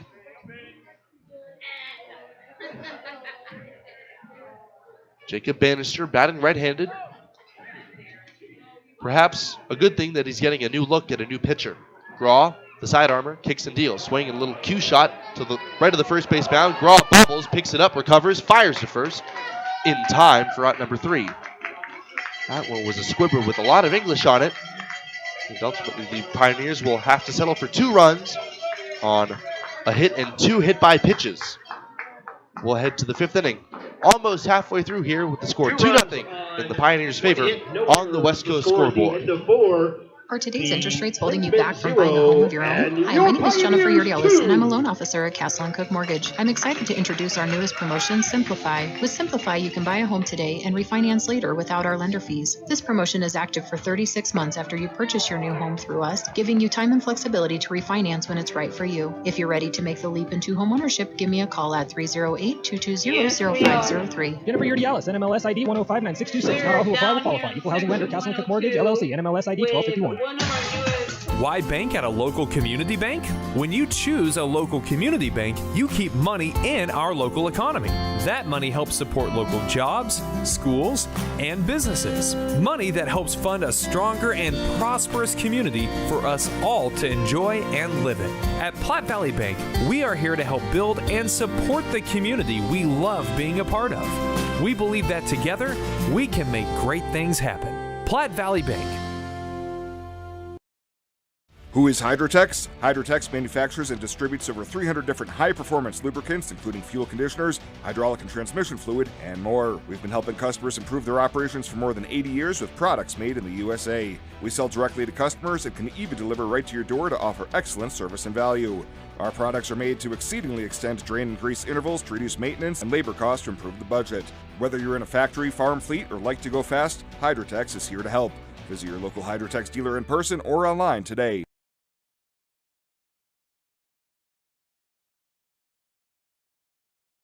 Pitch misses downstairs to the right-handed batting Ryan Kelly out of the hand of Landon Murray. So to the second out of the windup. 2-0 Pioneers here in the 5th inning. As here's the pitch, and it misses down and away. So one of the very few 3-0 counts that Murray has allowed in this game. Murray has thrown very well when the game was tied. Now he's working with the lead for the first occasion. Here's the pitch. In there with the called strike. Looks like the catcher Kelly was taking all the way. 3-1. Now the offering, and that one's lined, and a leaping catch by Fisher at third. What a nice play. That one was hit off the hands of Ryan Kelly down the third base line. And Fisher calmly jumped up, got some air underneath him, and made a skillful catch for out number 1. Now batting for the Plainsmen, the left fielder, number 8, Nick Hockmeyer. So up next, Nick Hockmeyer with the bases empty. He takes strike 1. A sinking fastball at the lower part of the strike zone. Hockmeyer, batting left-handed, has struck out once this game, and he takes a pitch downstairs, a sinking fastball. A ball and a strike. Hockmeyer up with Zach Knowlton, the center fielder, waiting out on deck. There's a pitch downstairs, so Murray really is focused on attacking that lower part of the strike zone. When he's missed, he has not been non-competitive. There's a swing and a slash foul on a low fastball down the left field line, out of play. Ryan's Welding selling PJ Texas trailers in a wide variety of sizes, as well as offering a full-service welding shop. Swing and a smash down the third base line. That's going to get past the dive of Fisher for a base hit. Bannister in left field races over near the line, cuts it off, and fires it in towards second. And that will hold Hockmeyer to a one-out single. So the Plainsmen trying to answer back with some base runners of their own after the Pioneers pushed 2 across in the previous half inning. 2-0 they lead number 16, Zach here in Knowlton. Game 2 against the Plainsmen at Oregon Trail Park. The first pitch, third base side of the rubber for the arm Murray, is the first pitch. Knowlton shows bunt, pulls the bat back, takes down and away. Jacob Lang cocks his arm and looks towards first, but back in safely is Nick Hockmeyer. Only the second hit of the game for the Plainsmen, as Knowlton shows bunt again and bunts it foul. Trying to get out of the box too quickly, and he kind of bunted it off himself as he vacated the right-handed batter's box.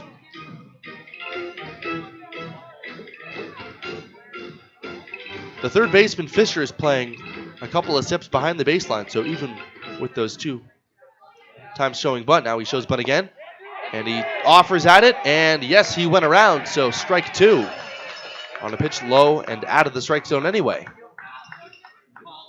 So Knowlton now has to decide whether he wants to bunt in a 2-strike count. Hockmeyer at first with Hollick holding. The slide step in the pitch. Slider misses low. Knowlton did not show bunt that time, so he has to shorten up and hopefully stay out of the double play. He's a hard man to double up. He's very fast. The speedy right-handed batting center fielder. Murray kicks and deals. And a little check swing foul ball that glances gently off of the bumper of Zach Knowlton. Hockmeyer broke for second base, but ultimately that was ruled out of play.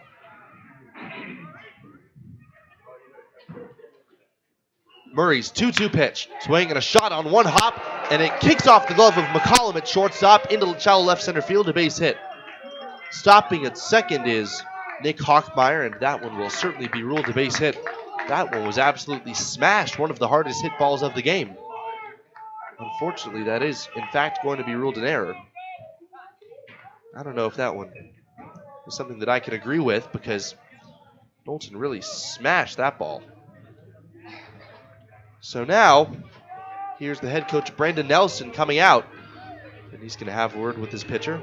There is some action in the bullpen, and it does appear that they're going to get a change. An outstanding day for the right-hander Landon Murray. Will come back with his final line score. He is responsible for the 2 runners aboard. He departs with the 2-0 lead, and runners at first and second, and 1 man out. When we come back on the West Coast scoreboard.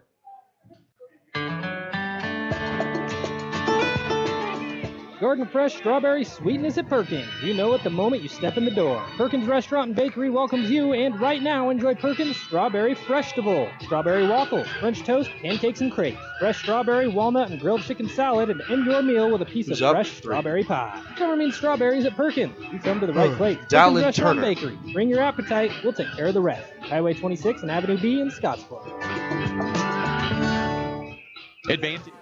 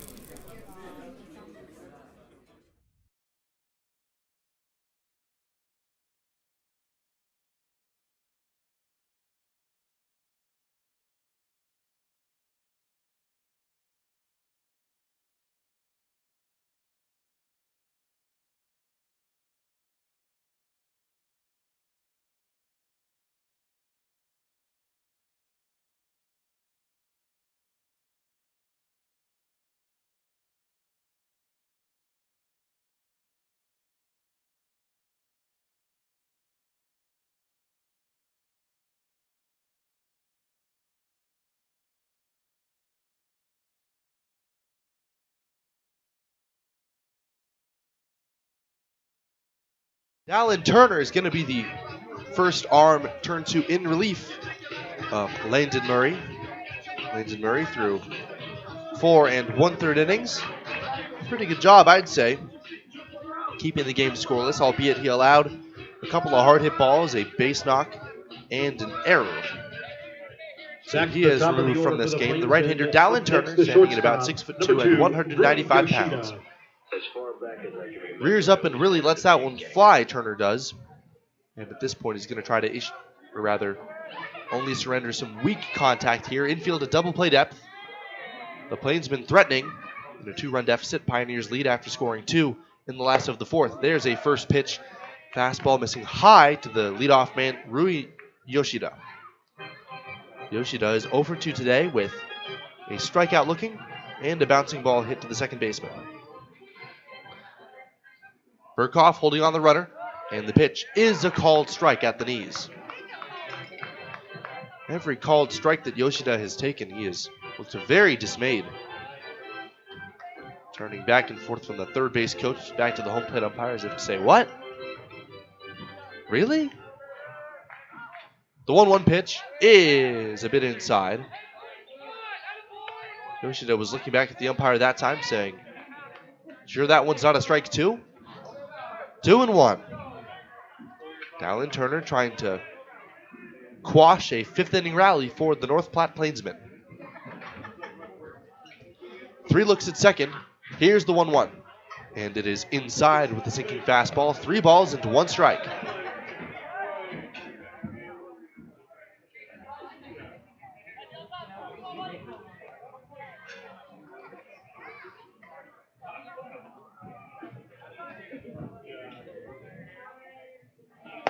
Here's the pitch, and it is swung on and missed, strike 2. Blew a fastball by him. And Yoshida, who has been a very difficult man to strike out when he's played in junior college, he is at risk of becoming one in a big situation. 3-2. Infield playing for a pair. A look at second. The righty kicks and deals, and a ball fouled off the hands up and out of play toward the right side beyond the press box. Still 3-2. Dallin Turner making his season debut for the Pioneers at home as Oregon Trail Park plays host for the second of 3 games here against the North Platte Plainsmen. Dallin Turner sets. Here's the stretch. Swing and a bouncing ball to short, charged by McCollum. He's going to underhand to second for 1. The throw to first, not in time. It pulls Halleck off the bag, and it would have been too late anyway. It'll be a fielder's choice, and on the play, Hochmeyer advances to third. So Yoshida avoids the strikeout, but if he had hit that one a little bit harder, he might have next batter for the Plainsmen, hit into a twin killing. Number 15, Major Maiden, tonight's K-Man. So now it's Major Maiden. Maiden is 0 for 2 with the strikeout, and he's in a big spot with the tying run at first base and 2 men out. Infield ready for the big, strong left-handed batter, and he takes up and away. Remember, ball 1. When Major strikes out, we have half-price drinks till the end of the inning. 1-0. Maiden waiting. Open stance in the left-handed batter's box. The pitch is swung on and missed. A good change-up. Turner pulled the string skillfully that time. That one really faded down and out of the zone. 1-1. The first baseman, Halleck, is holding on the runner. And Rui Yoshida, step-off throw to first. And Yoshida slides in head first and safely.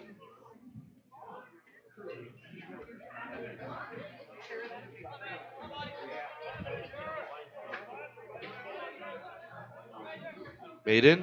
There's a big jump for the runner at first. Here's the throw to second. The throw to third base. Snap throw from the knees by Jacob Lang, and a diving stop by Fisher prevents that one from getting down the left field line. So what happened there was Yoshida left early, and instead of stepping off and trying to get him into a rundown, Dallin Turner was not wise to the situation, so he just made the pitch, and Lang snapped a throw to third and was a little bit errant. Now runners are at second and third. The tying run just 180 feet away. 2-0 the score as Yoshida steals a base to get himself into scoring position. Now the first baseman can play deep in Halleck. We'll see if that plays a factor here. The pitch inside, and it hits the back foot of Major Maiden. He will hobble his way down to third base, or rather to first base, to load the bases.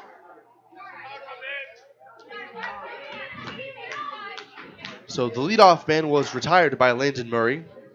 And after a base hit and an error, things are beginning to get out of hand here. Still no score, so the Pioneers still in a spot where they can hang that Precious shutdown inning. But now the number 3 hitter, the dangerous Tucker Bond. Bond waits, and first pitch breaking ball misses high for ball 1. Tucker Bond, his brother Sam Bond, was the DH yesterday. Both big, strong, and barrel-chested right-handed batters. The 1-0 pitch. That one's right in there at the knees with the fastball. Called strike 1. Bond, after seeing a first pitch breaking ball, possibly hoping to size up the fastball before he really gets into swing mode. 1 ball, 1 strike. Bases loaded for the Plainsmen here in the 5th. A check on second, and the stretch. And there's a swing and a foul straight back. That was a pitch to drive there. And Tucker Bond very nearly did.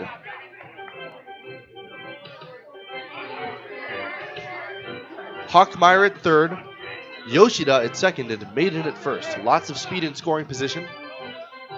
And Maiden makes up for it with a big lead off of first. Here's the 1-2. And it is a little bit outside. The home supporter's not a fan of that decision, but it was clearly off the plate. Credit to the eye of Tucker Bond. And now it's 2-2.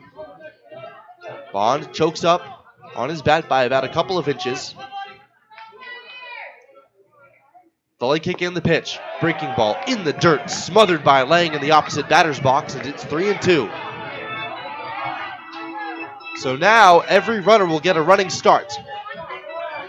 Hockmeyer at third, Yoshida at second, and Maiden at first. A ball in the gap. Could make this a 3-2 ball game in favor of the Plainsmen. 2-0 Pio's lead. Trying to keep the shutout alive, Dallin Turner. Kicks and deals, there they go. And it is low and outside with the breaking ball, ball 4. And that forces home the first run of the game for the Plainsmen. So that run is charged to Landon Murray, as you can close the book on him with 1 earned run. And another possibly unearned over there at third. Number 23, Jovan Suarez. Actually, that run was not earned as it came after the error on the shortstop McCollum. A rare defensive mistake from the sure-handed middle infielder. Now Jovan Suarez takes a pitch outside, the breaking ball, and it's 1-0.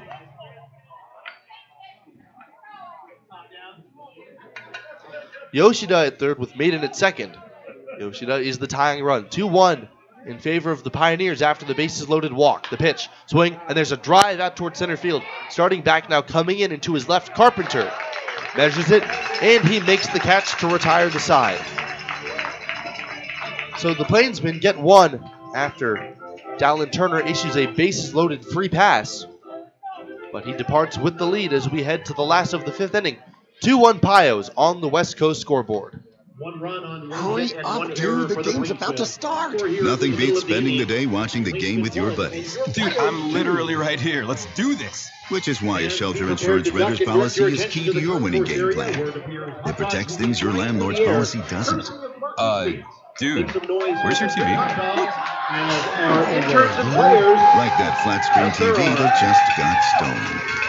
Ask shelter agent Travis Hawk about a free personal protection review today. Look like a team, work like a team with professional uniforms from Ideal Linen and Uniform. Shirts, pants, coveralls, lab coats, scrubs, coat shirts, aprons, and much more. Ideal also offers flame retardant garments and feature the Ideal Connect tracking system. So when your uniforms are sent for laundry service, they will be tracked and returned professionally, cleaned and pressed. For a free quote and to see our entire line, go to ideallinen.com or stop by 506 South Beltline Highway in Scottsbluff. Locally owned and operated for over 100 years. fender bender, hailstorm, couldn't stop on the ice in time?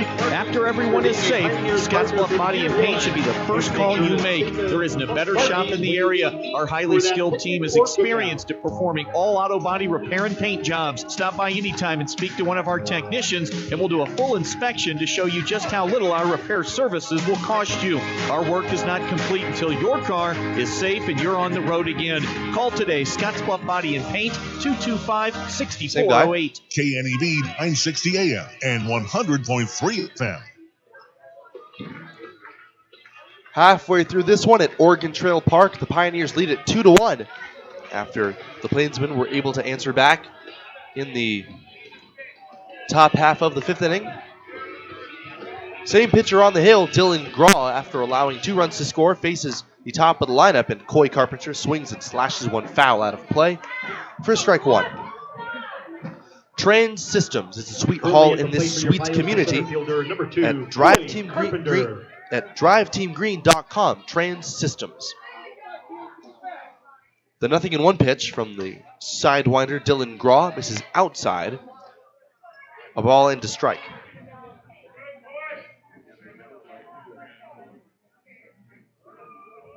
One and one to the leadoff man Carpenter, who has reached base once in 2 trips. There's a big sweeping breaking ball, missing well outside, almost on the chalk of the opposite batter's box. 2-1. Carpenter, Fisher, and Gibbs due up for the Pios as they try to answer back and extend what has become a 1-run lead. There's a sinking fastball dealt from the stretch of Dylan Graw. Down and out of the zone, it's 3-1. Coy Carpenter, a lot of speed.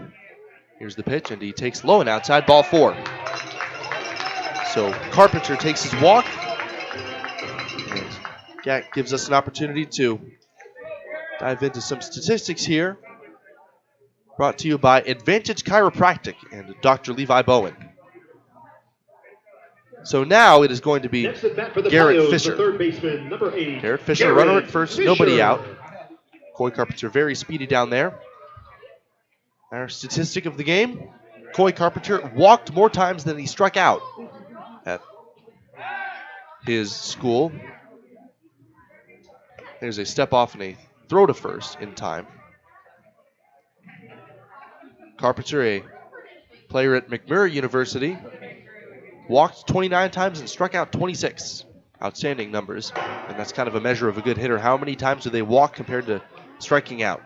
There's a swing and a foul straight back that clangs off of the metal guardrail there behind home plate. 0-2 to the right-handed batting Fisher. Carpenter aboard after the leadoff walk. Fisher trying to reach base for his second time as well. Infield's double play depth. Suarez in on the grass at third.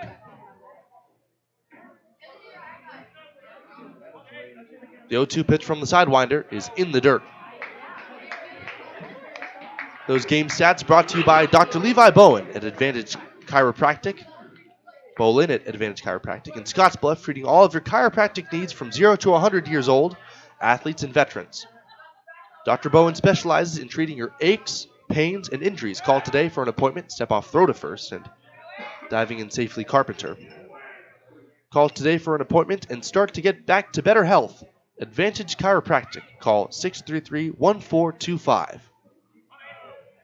The slide step in the pitch. Sinker down and out of the strike zone in the dirt. A step throw to first by Kelly, but diving in safely is Coy Carpenter. Carpenter tried to steal once earlier this game, but he was thrown out by the talented catcher Ryan Kelly. 2 balls into 1 strike. This is your prototypical hit and run count. The runner does not go, and there's a swing and a miss over top a sinker. And it's 2-2.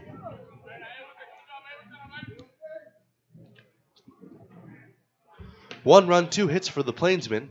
2 runs on 3 hits and 2 errors for the Western Nebraska Pioneers. Graw hunched over in the set, pitches, and there's a flare out into shallow right field, and that's going to fall for a base hit. Speeding towards second and heading for third, Coy Carpenter. Here comes the throw on one hop. It is too late. as Titus came in and came up firing. But it was an excellent read on the single from Garrett Fisher to put runners at the corners and nobody out. So it is fully the Pioneers' strategy to leave no run unanswered. 1-0 they lead at, or 2-0 they led after 4. Next up for the Pios, but then run across the score by the Plainsmen in the 5th inning. Before that, it looked like a pitching duel between Bryce Butterfield and Landon Murray. It's now Isaiah Gibbs. Gibbs so strong from the right-hand side, trying to get one airborne. He swings at the first pitch and fouls it back to the screen. That was an opportunity to do some damage. But it's 0-1. Last of the 5th inning, 2-1 Pioneers lead. And they're hoping for more with Carpenter at third and Fisher at first with nobody out. The pitch on the way and a sinking fastball in the dirt. Smothered nicely by Kelly again. He's really kept baseballs in front in big situations. So important that pitchers trust their catcher to block that low chase pitch. 1-1. The infield will trade a run for 2 outs.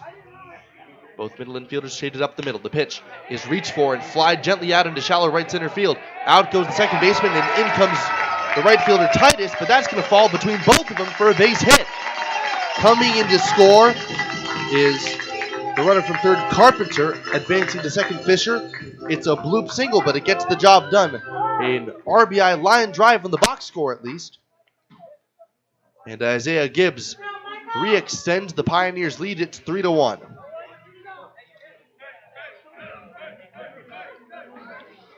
So Gibbs got his A-swing off, not his best piece of contact, the designated hitter, but he still gets the job done. Michael Asensio. So now Michael Asensio.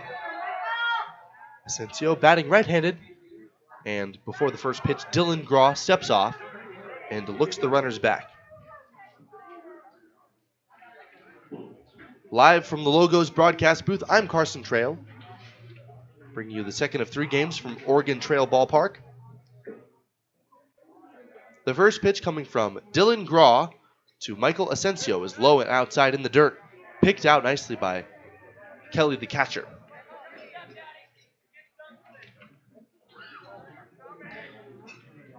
This is the Logos broadcast booth as Kelly has a chat with his pitcher. Stop into Logos and the guys will custom design it, print it, and have it ready for the game. There's no job too big or small for Logos in downtown Gering. Last of the 5th inning, 3-1, the Pioneers are leading. A chance for more, runners at first and second with nobody out.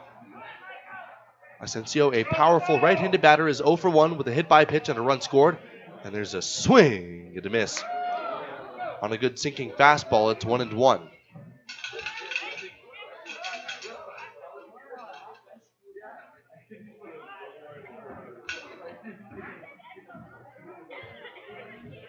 One ball, 1 strike. Dylan Graw in trouble for the second straight inning. And there's a swinging strike 2 on another sinker, breaking down and out of the strike zone. Now the home plate umpire is having some words for the third base dugout, as perhaps there were some unsavory chirps directed in the general vicinity of the pitcher or field umpire. 1-2. Graw sets. Now he deals. And Asensio swings and misses. Strike 3. So that's the first strikeout for Graw in a big spot here against Asensio. That's the second time his ticket's been punched. There have only been a few strikeouts this game Next batter, the first against the baseman, Pioneers. 27, Brad Halleck. Asensio has fallen victim by way of the K twice. So now Brad Halleck. He hit an RBI double his last time up. Lots of power, and he swings. He gets jammed. Rolls this one gently to third, and a tough bounce eats up Javon Suarez. He can't make the play. It kicks off toward the infield grass. That one was just a disgusting hop. And we're going to have to see how they score this. Everybody's safe, and the bases are loaded for Hunter McCollum.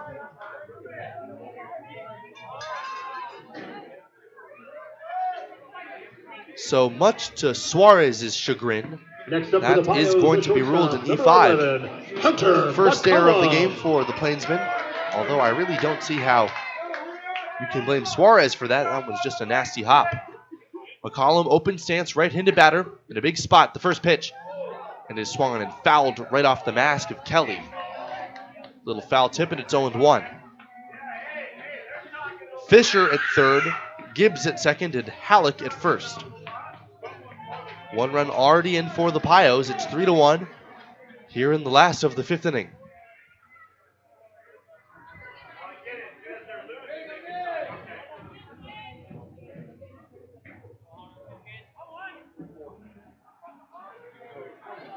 Dylan Graw gets his sign from Kelly. The pitch. And a sinking fastball in there. Strike two called. Now McCollum has to shorten up and focus on putting the ball in play. The bases are loaded. And with his speed, he'll be tough to double up. But in a close game, the Plainsmen will likely play for the out at home plate if possible. Graw's 0-2 pitch, sliders, and there's a line drive hooking down the left field line, and that's going to fall in for a base hit. One run scores. Here comes the second runner, the relay to the plate. It is too late. Fisher scores, Halleck scores on a two-run single for Hunter McCollum, and the lead is extended to 5-1. That's the second straight game that McCollum has come up in a big spot, and the second straight game that he has not disappointed. He comes in clutch again, the returning Pioneer. And the rally continues for Jacob Lang.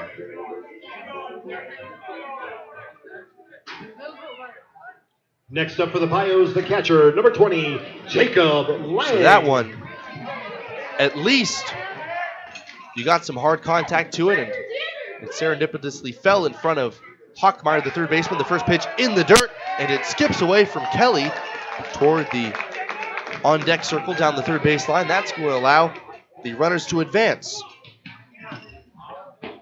So Halleck is now at third base, and McCollum is in scoring position. Jacob Lang in a spot where he too can make a productive out. Lang is 0 for 2 today, and a base hit could mean a pair more.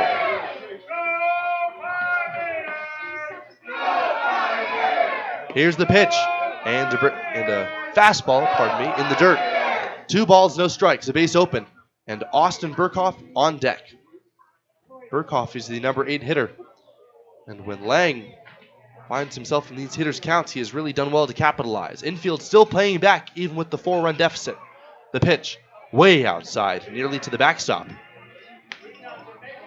Kelly lunged after that one. He's been behaving less as a catcher and more like a goalie here this inning.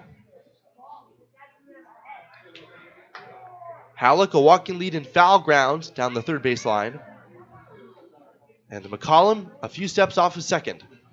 Here's the pitch, and there's a hard hit ball up the middle. To his left, Yoshida has it. He shuffles and fires to first in time, but in comes the runner Halleck home from third.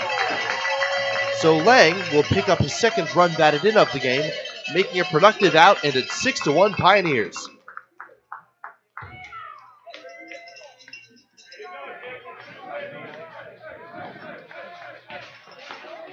Now at the plate, on the play, Hunter McCollum also advanced to third. Burkhoff. And that gives him a chance to score on a hit or a Plainsman mistake.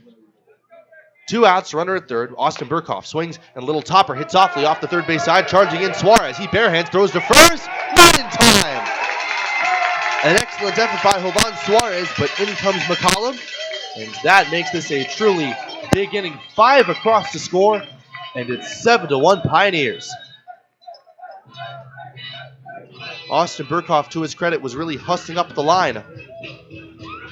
And Jovan Suarez made a very valiant effort. He's flashed the leather a couple of times this series. And that was a good job of reaching down to barehand it. But unfortunately, he was unable to make the play. 2 outs, runner at first, and Jacob Bannister takes a sinker, breaking back toward the outside corner for a strike.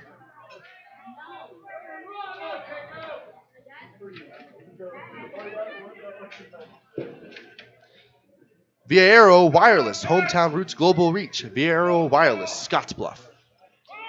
That was our live read. There's a Pitch missing inside with the runner going. The throw gets into center field, skipping on one hop past the covering Yoshida. Or rather, that was Zirkle that was covering the bag there with the right-handed batter up. That said, a good job of Knowlton, and Yoshida backing up the throw prevents Burkhoff from advancing to third. No less, he'll be awarded with the stolen base.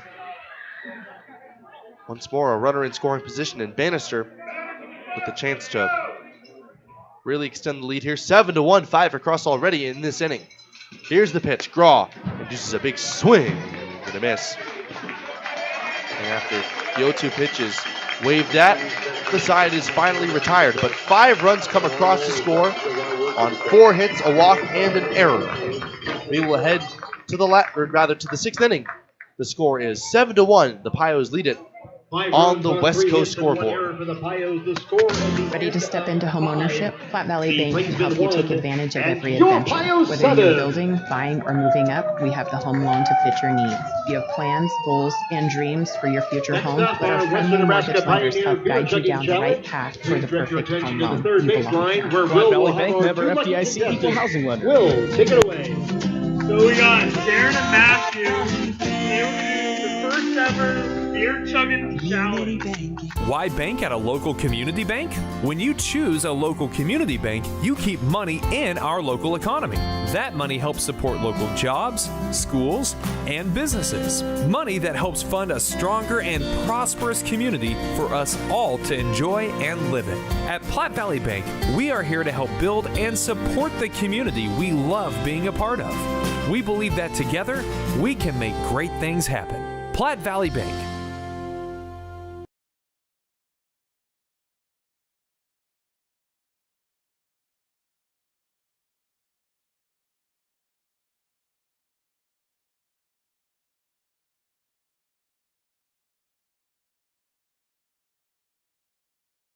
We're proud to have served our businesses and residents with seriously fast fiber optic service for 2 decades. Thank you for trusting Allo as your local internet, phone, and TV provider. Follow us on social media to know about the 20th anniversary celebrations in all our Allo communities. KNEB 960 AM and 100.3 FM.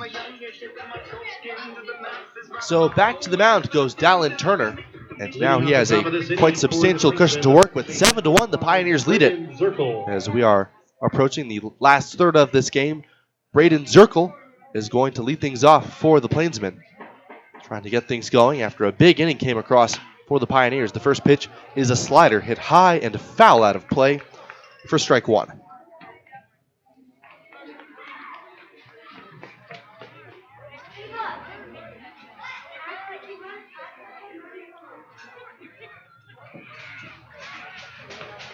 The high set from Turner, working from the stretch, and the pitch is a breaking ball missing in the dirt. 1 ball and 1 strike. Zirkle, Titus, and Kelly due up against the righty on in relief, Dallin Turner.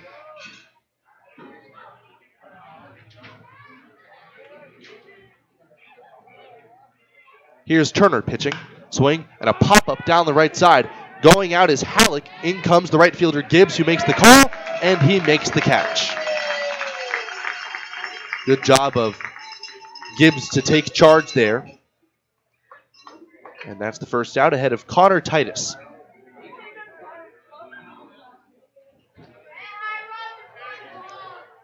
Titus, there's not much to be spoken of in terms of his playing career. He did not receive a whole lot of playing time at Arkansas Highland Community College. Right-hand batter, starting his first game. He swings at the first pitch and pops it up down the first base line, giving chase is Halleck, but that's going to fall into the stands. Out of play, 0-1. Today, Titus hit a single today, and he's 1 for 2 after hitting a ball on 1 big bounce to the first baseman, Halleck. Trying to give the Plainsmen some life here. They trail 7-1. The Pioneers leading this one by a wide margin after a 5-run 5th inning. There's a pitch missing up with the fastball. A little bit inside, too. 1 ball, 1 strike. Here's Turner delivering. And a swing and a miss That was a nasty slider. Starting as though it were a fastball at the knees, but then breaking sharply toward the low outside chalk of the opposite batter's box. 1-2. Turner with good stuff in his second inning of work. Now he deals, and that one is swung on and missed, strike 3. A fastball down at the lower part of the strike zone. First strikeout of the game for Dallin Turner, and with 2 men out and nobody on, it'll be Ryan Kelly. As far back as I can remember, I always wanted to be a gangster. Next batter for the Plainsmen, the catcher, number 25, Ryan Kelly. So Ryan Kelly, a right-handed batter, was robbed of a hit his previous trip and is 0 for 2. There's a pitch missing down and in near Kelly's ankles. Kelly's played a pretty good game defensively too, a caught stealing to his name, and a plethora of blocks that kept runners from advancing, and a changeup. Oh, that was a beauty. Dropped right in there for a called strike 1. 7-1 Pioneers here in the top of the 6th. Dallin Turner trying to get a shutdown inning. Here's the stretch, and a shot hit on the ground, foul, down beyond the third base coaching box, 1-2.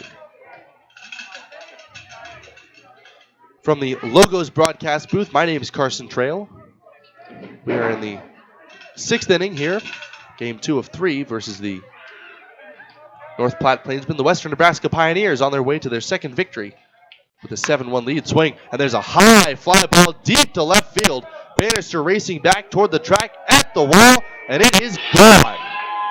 And I mean by plenty. That one cleared the 320-foot marker and carried out near the American flagpole. With the wind behind it in the jet stream, Ryan Kelly has now made his presence felt on both sides of the ball. It's only a solo shot, so the Pioneers still have a 5-run lead at 7-2. But that one was a loud piece of contact from the catcher Kelly.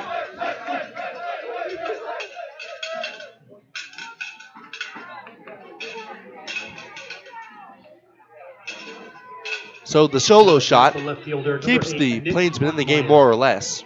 If they can start chipping away a little bit more, and Nick Hockmeyer looks at ball 1, taken outside. Check that was a strike. A very late signal by the home plate umpire. The pitch on the way, low and inside. No doubt about that one. That was easily a ball. 1 ball, 1 strike. 2 outs, nobody on.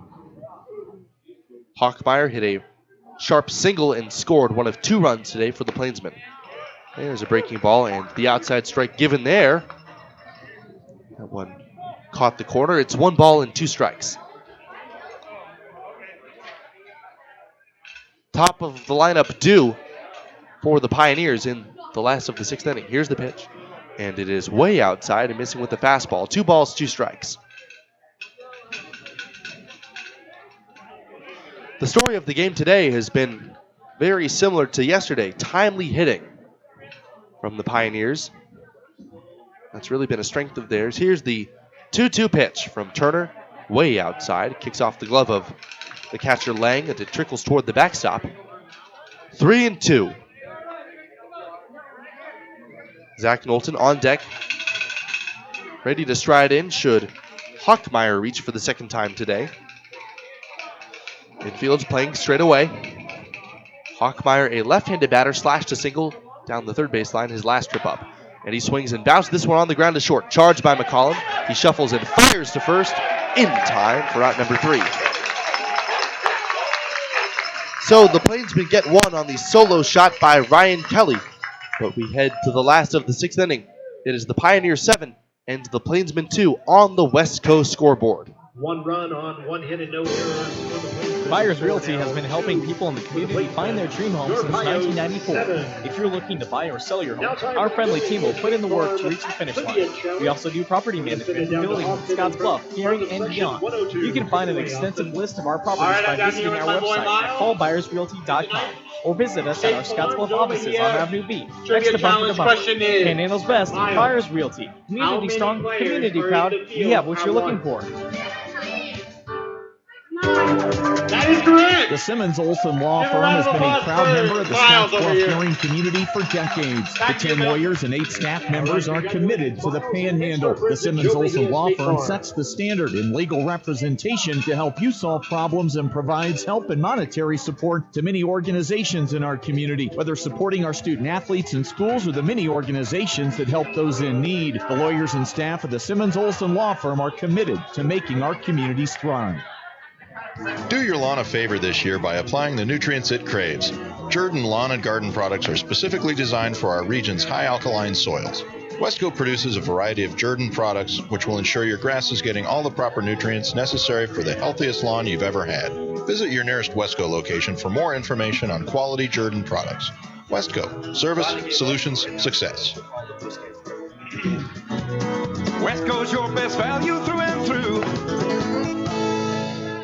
KNEB 960 AM and 100.3 FM. Home half of the 6th inning with the top of the lineup due up for the second consecutive frame. Coy Carpenter, Garrett Fisher, and then Isaiah Gibbs up against the new pitcher today for the North Platte Plainsmen. It is going to be a right-hander, Sota Iden, from Sussex Community College in New Jersey, standing only 5'7" and 180 pounds. Not really a physical guy coming off of his sophomore campaign. He is making his season debut for the Plainsmen with his team trailing by 5 runs, 7-1, or 7-2 rather, the score with the Pioneers leading. Fortunately for the Plainsmen, they've been able to answer back each of the last 2 innings. It was 2 in the 4th and 5 in the 5th. A very crooked number indeed for the Pioneers. Coy Carpenter in for his third official at bat. He reached on a leadoff walk and scored in the previous inning. The first pitch, and a called strike, a slow sinker at the knees.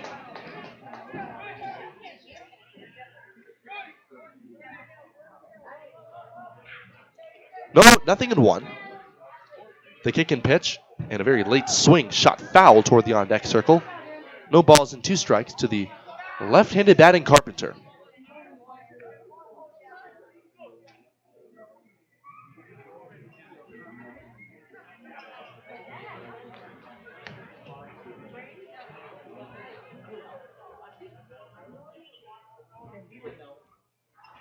Here's the 0-2 pitch, and it is up and away.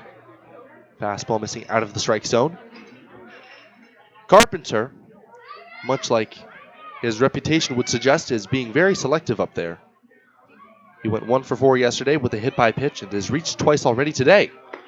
And a breaking ball very high and outside. It gets Kelly to pop up out of his crouch and snare it before it would have likely zipped right to the backstop.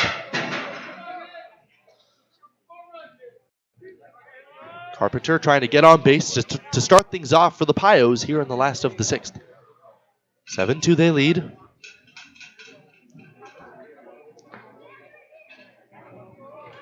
Iden looking in.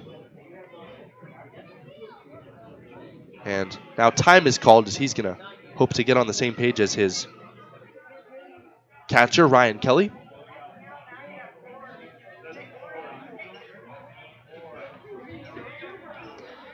This is Carson Trail in the Logos broadcast booth. Stop into Logos and the guys will custom design it, print it, and have it ready for the game. There is no job too big or small for Logos, located in downtown Gering. 2-2 the count now as the meeting has adjourned. Coy Carpenter back in the left-handed batter's box. Here's the pitch. And Carpenter takes called strike 3 at the knees. The first batter faced and the first strikeout for Sota Iden.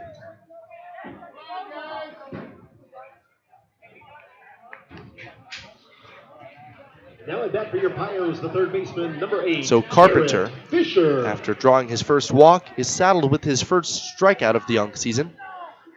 And up next, Garrett Fisher. Fisher as well has singled and walked, and he's come around to score twice. 7-2, the Pioneers lead it as Fisher takes the ball downstairs. Ryan Kelly is having a word with his dugout now as perhaps he caught that one in a little bit of an unsavory spot.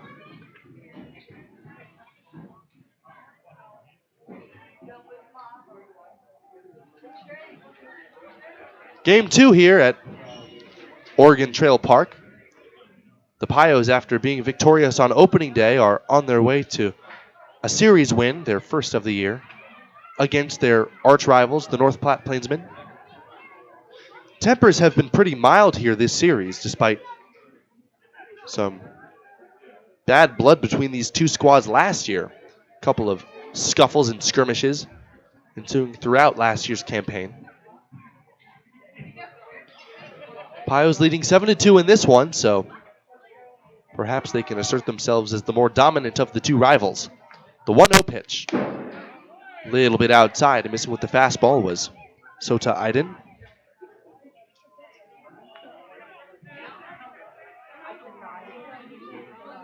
The pitch on the way.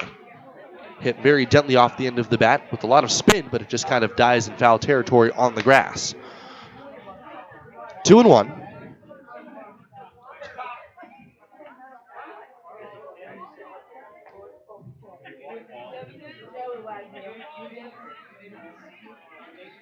Garrett Fisher waiting. Here's the pitch. And a big changeup. Didn't miss by much. 3 balls into 1 strike. Garrett Fisher, a senior out of Northern Colorado University in Fort Collins. Batting right-handed. Here's the pitch. Swinging a pop-up into shallow right field. Coming in Titus. He's going to make the call, but the second baseman, Zirkle, is the one who makes the catch. That one was hit deceptively shallow. It looked to be hit pretty high off the bat. But with the wind pushing it from left to right, that one ended up just on the edge of the outfield grass for Zirkle. That's his ground. And he makes the catch for out number 2. Pretty nice inning shaping up for the right-hander Sota Aiden. Number 13, Isaiah That'll bring up Isaiah Gibbs. Gibbs, much like Fisher, has walked and singled. He drove in a run in that big 5 spot in the previous half inning. There's a called strike right on the outside with the fastball.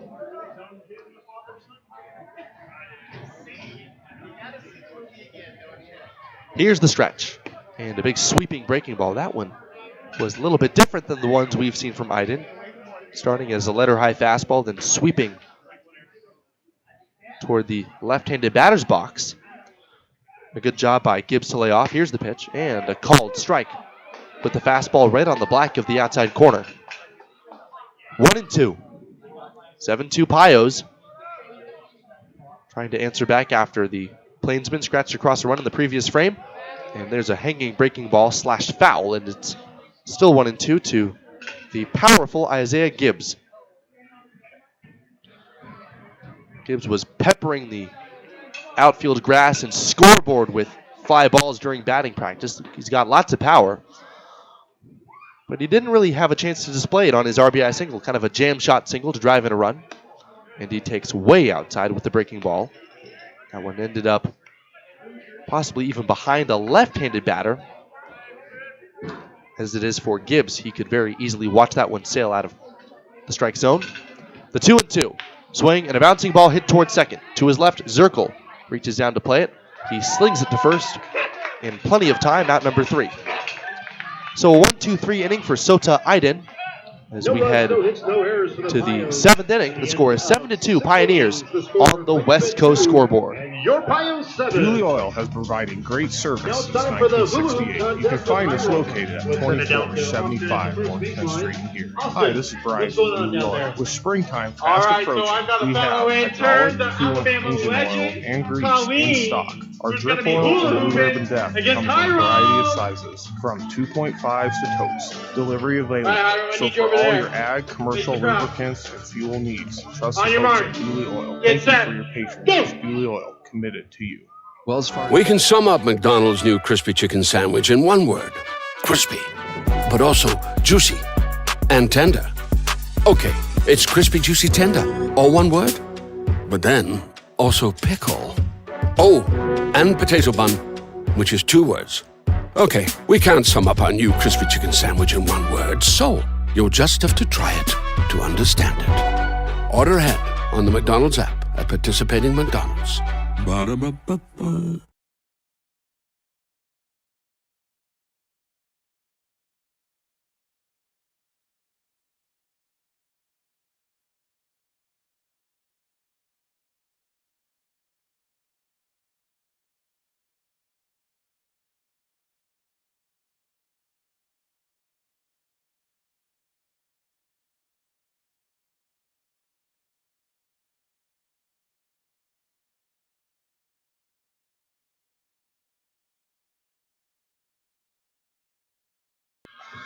New pitcher for the Pios, it is the right-hander Cullen Flowers, who is making his season debut, the right-hander, a rising sophomore from Lumberton, Texas. Taking a look at his stats for Galveston College, his junior college of choice. In the 22-23 season, he had a 4.33 ERA with 29 strikeouts and 19 walks and 27 innings pitched. So he's got great stuff as long as he can keep attacking the zone. Flowers will face Knowlton and then the top of the lineup. In a 7-2 ball game, he's got plenty of cushion to work with. The Pioneers well ahead after 2 came across in the 4th and 5 scored in the 5th. Starting off this inning, the center fielder, number 16, Zach Knowlton. So there's a ball taken at the knees for a strike. Zach Knowlton 0 for 1 today, although he did reach base by way of an error on the shortstop McCollum. And there's a swing and a high foul down the right side.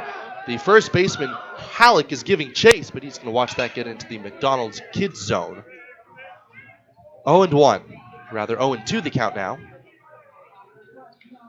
with Flowers way out ahead.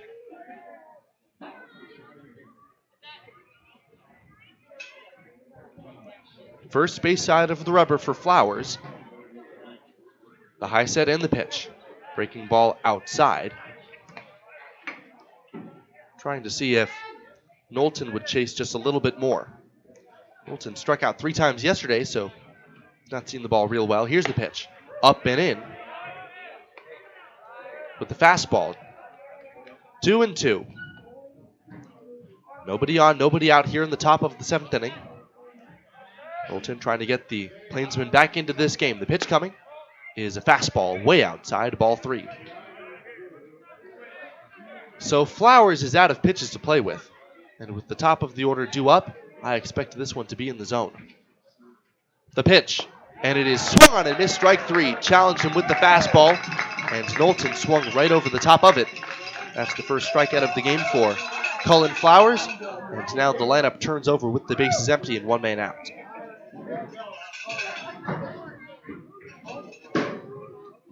Plainsman back at the top of the order, now at bat, the shortstop. So making his 4th trip to the plate, Rui Yoshida. Yoshida reached base on a fielder's choice and swiped a bag, the first pitch. And it is a bit high with the fastball for ball 1.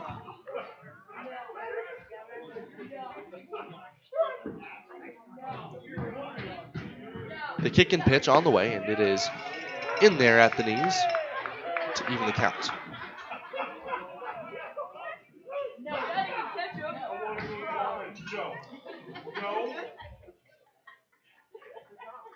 Here's the pitch on the way, and it is swung on and missed. Blew a fastball by him. Yoshida with a big power swing, although he's more known for his speed. 5'8" and 170 pounds out of Tokyo, Japan. That's his hometown. The pitch on the way, and he reaches for a fastball and fouls it down the right side toward the playground. Still 1-2. A very diverse squad by summer ball standards over there for the Plainsmen. A couple of Japanese nationals, a couple Canadian nationals here and there. The 1-2 pitch. And it is swung on and fouled again down the right side. Pretty deep over toward that Garrison behind the barbed wire fence.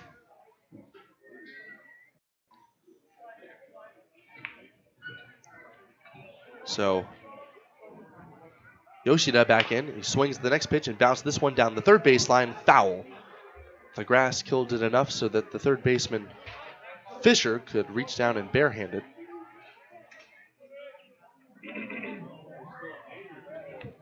Infield playing straight away. Nobody on, 1 man out. Here's the stretch. And a fastball just a bit outside. Now Lang and the pitcher Flowers trying to get on the same page. 7 runs, 6 hits, and 2 errors by the Pioneers. 2 runs, 3 hits, and 1 costly mistake made by the Plainsmen. The pitch on the way, and it is hit very gently with a lot of spin on it out toward the first base side of the pitcher's mound. In to get it, the pitcher and the Flowers throw pulls Halleck off the bag at first. So Yoshida is safe. He'll reach on an E1. That one was a very tricky bounce The grass killed it enough, but that was spun almost like a Next cue batter, shot the in the game of hitter, pool. Number 15, Major Maiden, tonight's K-Man. So Yoshida is aboard. Third error of the game for the Pioneers. It has not been a clean series defensively for either team. Multiple errors for the Plainsmen yesterday, and Major Maiden swings and misses to open his fourth plate appearance. Till the end of the inning. Maiden 0 for 2 with a hit by pitch. The pitch on the way, and that is a called strike. So Flowers, working with the runner aboard, has really been pounding the zone. Western Nebraska Thunder! 0-2. Flowers delivers, and there's a foul tip off the glove of Lang. And the crowd, some of their faces fell as they were hoping that Maiden would strike out for the second time today. Half-price beverages at stake here in the top of the seventh. Yoshida shuffles off at first. Here's Flowers pitching, and it is just a little bit outside. 1-2.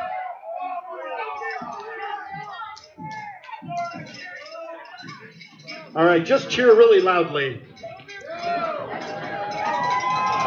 Here's Flowers pitching, and it is taken. Called strike 3 outside. 3 strikes till the end of the inning. So that's the second time that Maiden has been set packing. The second strikeout of the inning for Flowers. And now folks will make their way toward the concession stands to cash in on their half-priced beverages. 2 outs, a runner still at first for Tucker Bond. And he will look at a called, swing and miss. And the first baseman, number 34, and a pitch Tucker down Bond. and out of the strike zone. Flowers has had pretty good stuff, and this bullpen for the Pioneers has really been as robust as advertised. Here's the first pitch, or the next offering, and a ball missing off the plate away, not by much. A good miss that time for the right-hander Cullen Flowers. Pioneers 7, Plainsmen 2. Looking to take the series. Yoshida takes off the pitches. A breaking ball in for a strike. The throw to second on a bounce is picked out by McCollum, but it is too late.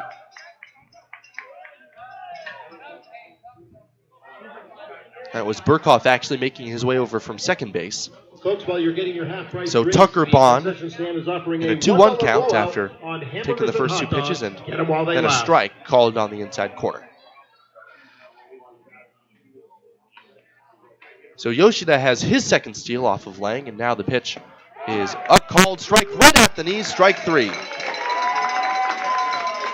So that was a 1-2 count, and Tucker Bond looks at a pitch right there on the black. And Cullen Flowers allows the runner to reach on an error, but strikes out the side. Time for the 7th inning stretch here at Oregon Trail Ballpark. 7-2, the Pios lead it on the West Coast scoreboard. Our 7th inning stretch.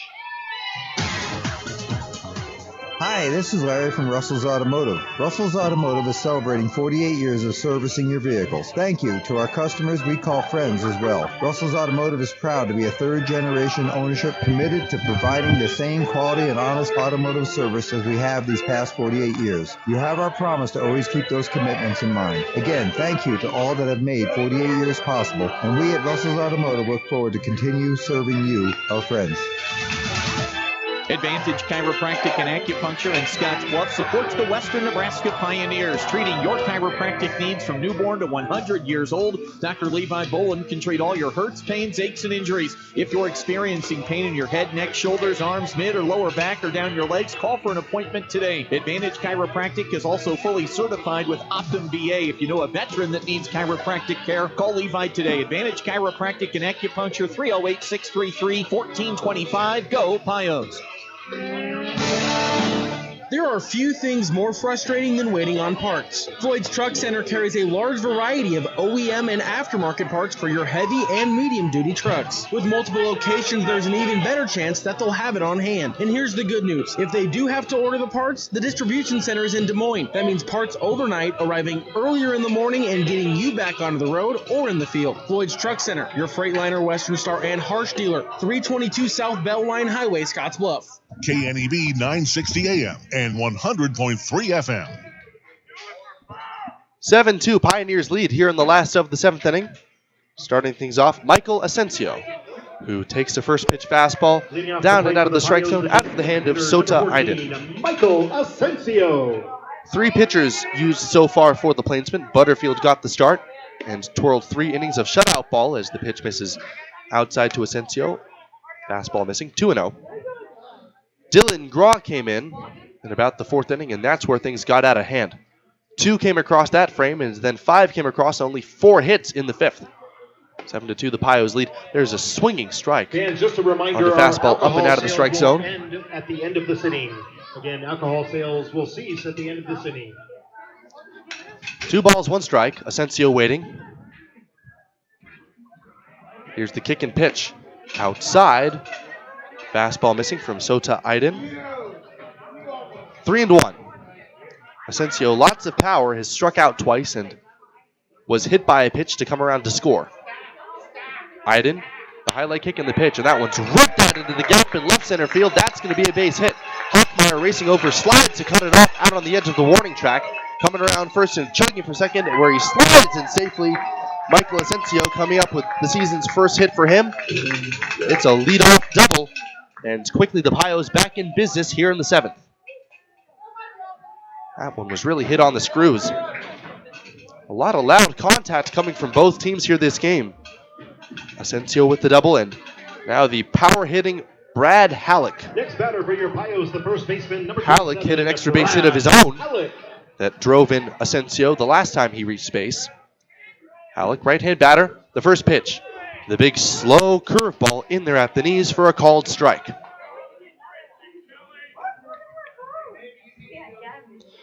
Game time tomorrow begins at 6:35 p.m. Pacific time. The pregame show beginning at about 6:20 to 6:25.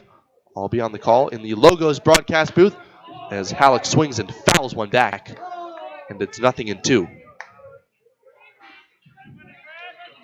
If the results hold today, the Pios leading 7-2, they will play for the series sweep to open up the year. They play with a certain kind of intensity against their in-state rivals as Halleck swings and bounces this one on one big hop to third. Suarez takes his time, looks to the runner back, and he throws him out at first. So Halleck is retired, and that'll bring up McCollum.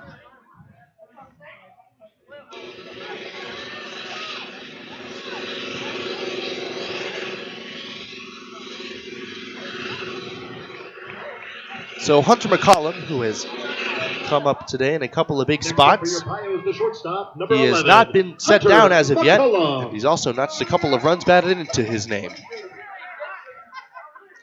Asensio off of second. The first pitch is a big breaking ball. McCollum just kind of bailed out. Nods his head as that one kind of swept over the plate just a little bit high. McCollum, an outstanding defenseman at shortstop. Look at second. Iden deals, and there's a swing and a miss. Power to fastball by him over the inner half of home plate. 1-1 to the right-handed batting Hunter McCollum. Asensio takes his lead off a second, and McCollum swings and misses again at a low fastball. It's 1-2. Suarez, Zirkle, and Titus, the 4, 5, 6 hitters, due up for the Plainsmen. Last of the 7th inning. Pioneers trying to expand upon a 5-run deficit. Runner at second, 1 man out. McCollum waiting. Now Sota Iden, the small right hitter, slide steps, and the pitch is swung on and missed. Strike 3.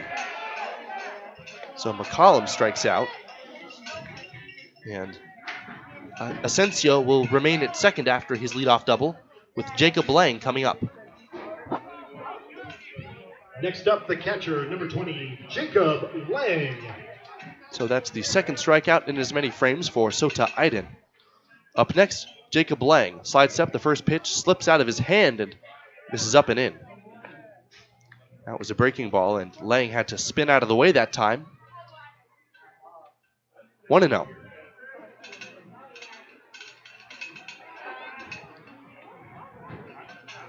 Iden waiting. A couple shuffles off a second and a big swing and a foul straight back.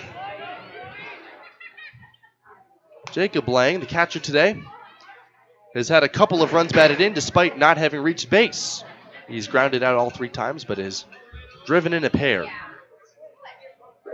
Another strong offensive performance for the Pios, and they've really made the most of big innings each of the past 2 games. Here's the pitch, and there's a line drive into center field, a base hit. That got to the center fielder, Knowlton, fairly quickly. Rounding third, Asensio. He's coming home. Here comes the throw to the plate, the slide, the tag, and it is not in time. Oh, wow! Ryan Kelly throws his arms up in disgust, and the head coach of the Plainsmen, Jared Jones, is fuming as he comes out to have a discussion. The throw beat Asensio by about 5 feet. He slid in, pulled his hand up, and slapped it down on top of home plate, and apparently that was enough for him to have reached on time. And I wouldn't be surprised if we see somebody get ejected here. The head coach, Jared Jones, is relentless, and I can understand why. I thought that they had him out by plenty. It was a great throw by Zach Knowlton, who came in to field it. And now he storms back to the dugout, still exchanging words with the field umpire. But alas, Jacob Lang comes up with an RBI single. And hey, they'll take it. It's 8-2 Pioneers here in the last of the 7th.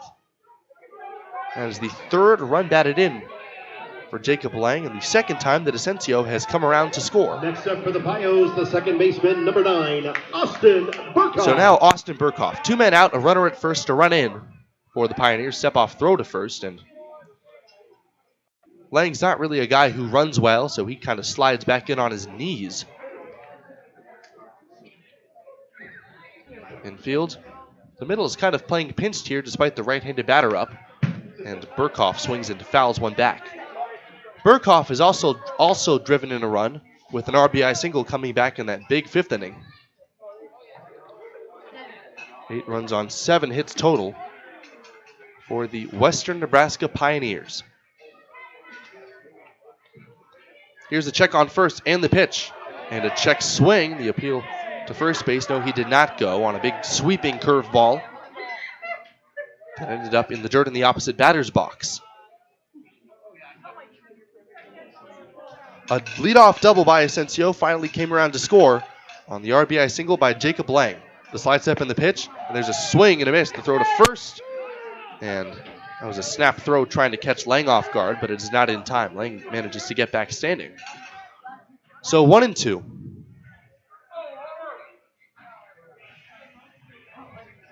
Burkhoff waiting. Glance at first. Now the pitch. And a fly ball hit out of play down the right side toward the parking lot. So Burkhoff is just trying to stay alive. He's hit in each of the last 2 games, and a hit here would extend the inning. Another 1-2 pitch, and Burkhoff swings and misses, strike 3. So a run comes across, and a heavily disputed one by head coach Jared Jones and the Plainsmen. As it is, it's 8-2. As a double and a single extend the lead to 6 as we head to the 8th inning. It is 8-2 Pioneers on the West Coast scoreboard. Did you know Ideal Linen and Uniform is also a full-service janitorial supply provider? You don't need to worry about finding your janitorial supplies. Ideal will keep your business stocked, saving you time and money. Ideal Linen and Uniform provides quality cleaning and industrial products, mops, soap, air freshening system, paper products, custom logo maps, cleaning supplies, even signage, and more. Call for a free quote. Ideal Linen and Uniform, locally owned and operated since 1907. 506 South Beltline, Scottsbluff. Online at ideal-linen.com or call 632-7190. At Team GMC,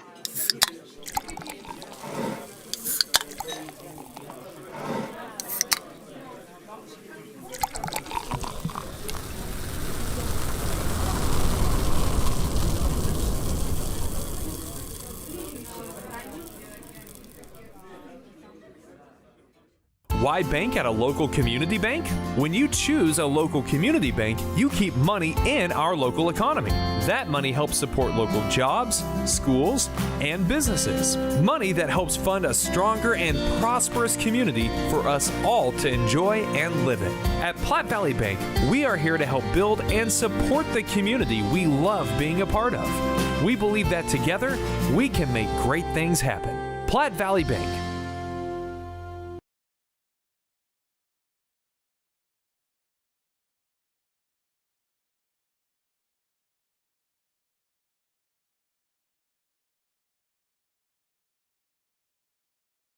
Beer sales have ended here at the end of the 7th inning. Top of the 8th inning, 8-2, the Pioneers lead it.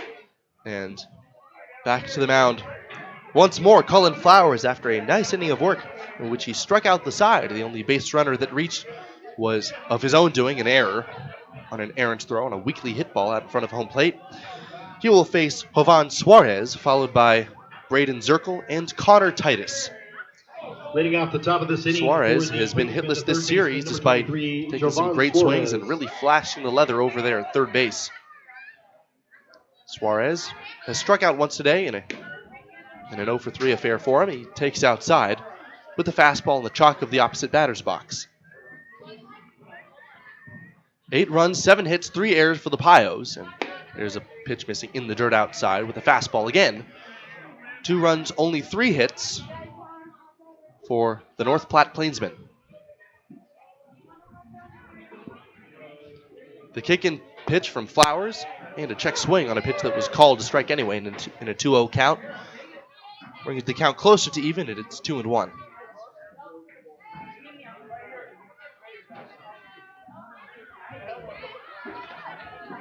Now the pitch on the way is swung on and missed. A little fastball right by him.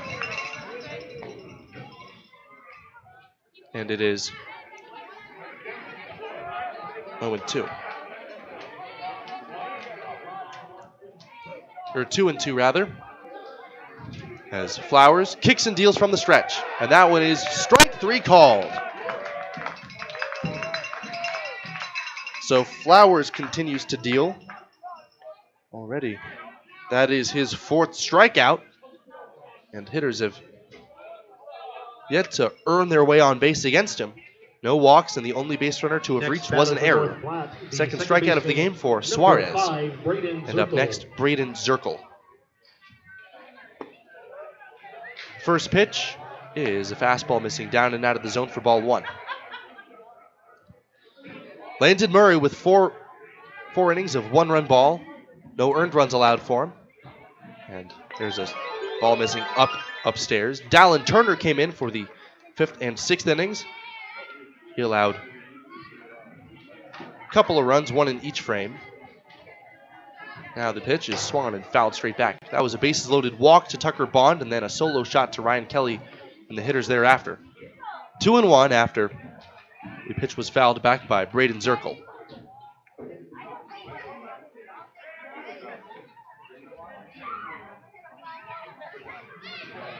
Here's the pitch and a swing and a miss. That fastball really working for Cullen Flowers. The Plainsmen just have been unable to catch up to it. So I would not be surprised if he doubles up on it here. Here's the stretch. Fastball up and in, not by much.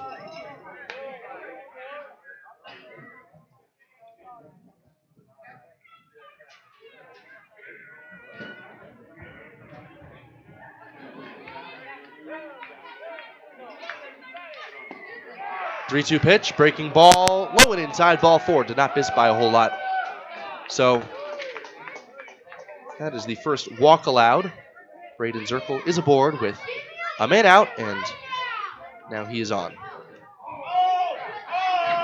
First walk allowed for Flowers today. It's only the 3rd walk allowed this game. Number 13, Connor Titus. One of which, of course, was to force home a run. So 3 hits and 3 walks and a couple of errors, or trio rather. That's the way by which the Plainsmen have reached today. Connor Titus, the right fielder, who is 1 for 3 today, takes ball 1 on a fastball out of the strike zone. Here's the kick and pitch. A fastball outside as well.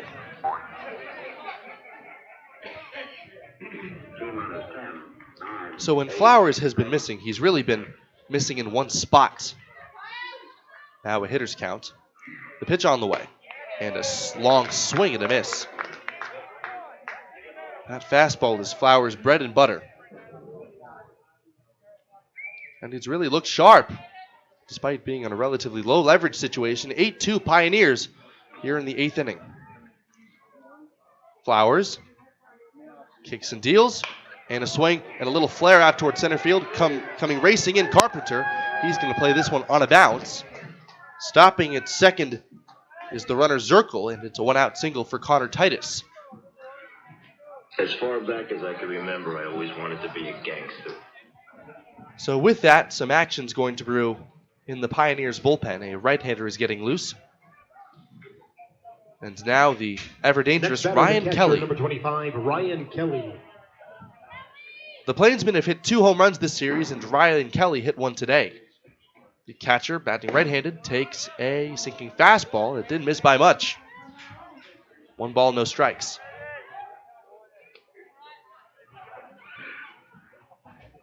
One and 0. A look at second, and a kick and a little fake toss towards second base, and back in standing, Braden Zirkle. He's at second, and Connor Titus, after the one-out single, is at first. Here's Flowers, kicking and dealing from the stretch, and there's a shot hit deep down the left field line, but it is well out of play, and it'll go down as nothing but a long strike.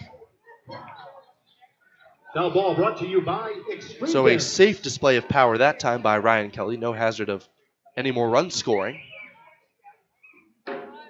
If Kelly were to get a hold of one here, it could really make things an interesting game. 8-2 the score. 2 runners on, 1 man out. The pitch, swing, and that one's hit high in the air toward deep left center field. Carpenter racing back, and he will reach up and tumble, and he can't quite make the play. It's off his glove and trickles toward the warning track. Coming to third and heading home, here's the runner. It is Zirkle. The throw comes in, cut off by McCollum. The relay is not in time. And heading to third base, Connor Titus. It's an RBI double for Ryan Kelly. And a valiant effort by Coy Carpenter to try to haul that one in on the run. He was racing over toward the left center field gap. And he reached out and just could not quite hang on to the baseball as he was sent tumbling over. And ultimately could not hang on. Fielder number 8, Nick Hockmeyer. So Nick Hockmeyer up now, who's had some hard contact of his own. And with an opportunity, and he will take a called strike right at the knees. 8-3 the score now here in the 8th.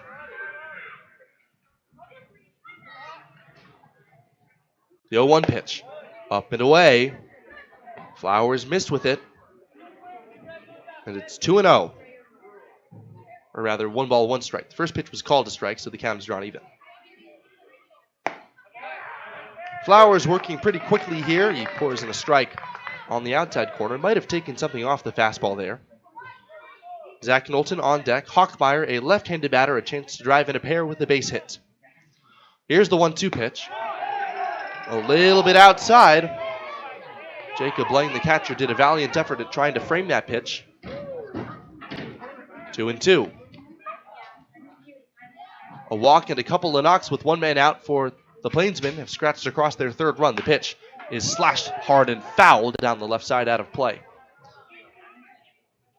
Hockmeyer looked like he was trying to do exactly what he did in his previous, or his trip 2 appearances ago, a hard hit single past the dive of Fisher. The kick and delivery, swing, and a ball slashed, bounced foul down the 3rd base line out of play. Fisher gave that one a good look, but ultimately when he realized that would be out of play, he gave no further efforts.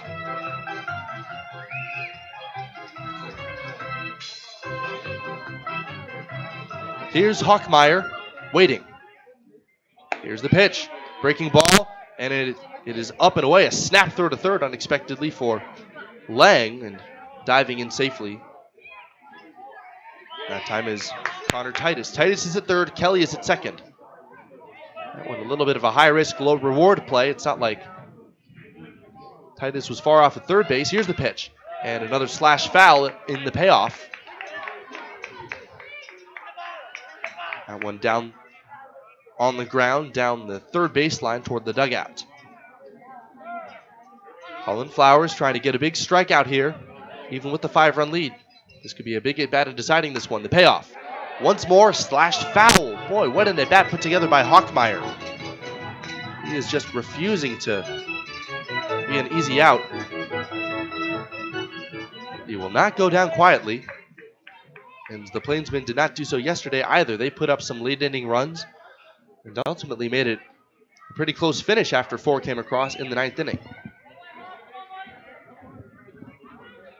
Here's the set. Now the pitch. And a foul tip. And it gets off the foot and shin guard of the catcher Lang, trickling toward the backstop. Still 3-2. That was the closest that Hochmeyer has been to being retired in this at-bat. Second and third, one man out. 8-3 Pioneers here in the 8th. Flowers sets. Now he deals, and a breaking ball outside, ball 4. What an at-bat by Hochmeyer to keep this inning going. So not only that, but the bases are loaded for Zach Knowlton. Next batter, the center Knowlton, fielder, the number 9 hitter, still has some pop. He reached on an error that he smoked right at McCollum, the shortstop, and it looks like that's going to be how this outing draws to conclusion. So Cullen Flowers at the center of a mound visit between the head coach, Brandon Nelson, and the catcher, Jacob Lang, and the infield.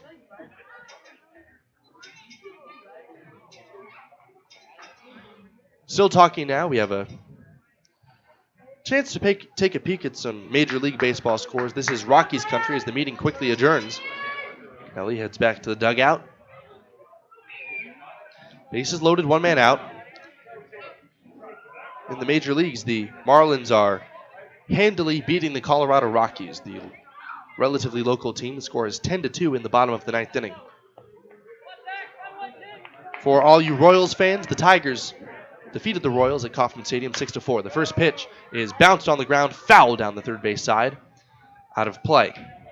Zach Knowlton 0 for 3 today with the strikeout. Flowers trying to get an out of any kind here. If Knowlton were to reach, Rui Yoshida would be the tying run. The pitch, swing and a foul up and out of play. Strike 2. One run across already after an RBI double from Ryan Kelly. Zach Knowlton in. Trying to get a run home for the Plainsmen. Flowers pitches, swing and a pop-up down the right side. Hollick giving chase, and that's going to fall with a bang off the metal grandstands. Still 0-2. Flowers might be starting to tire a little bit. This is his second inning of work, and it is much more laborious than proved to be the first. 0-2, the pitch. It is... Whoa, that one did miss by much. The crowd really does not like the call from the home plate umpire that time, and I don't blame him. That pitch looked to be right there. 1-2. The offering. This is inside with the fastball, 2-2. Balls tend to become snowballs as a pitcher, as the zone really tends to tighten up when you're in and around the zone. 2-2. Flowers delivers from the stretch, and the ball popped out of play down the right side again. If the Pios could play outfielders in foul territory, that's exactly where they'd be. 2-2. The pitch. Swing and a miss. He struck him out. And a huge punch out at that, number 5 on the outing for Flowers, and number 2 in the inning, with the bases still loaded now for Rui Yoshida.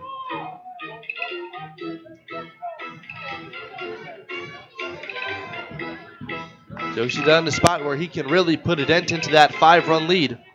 8-3 Pioneers with a run across here in the top of the 8th. The shortstop, number 2, Rui Yoshida. The first pitch is outside by plenty. It's ball 1.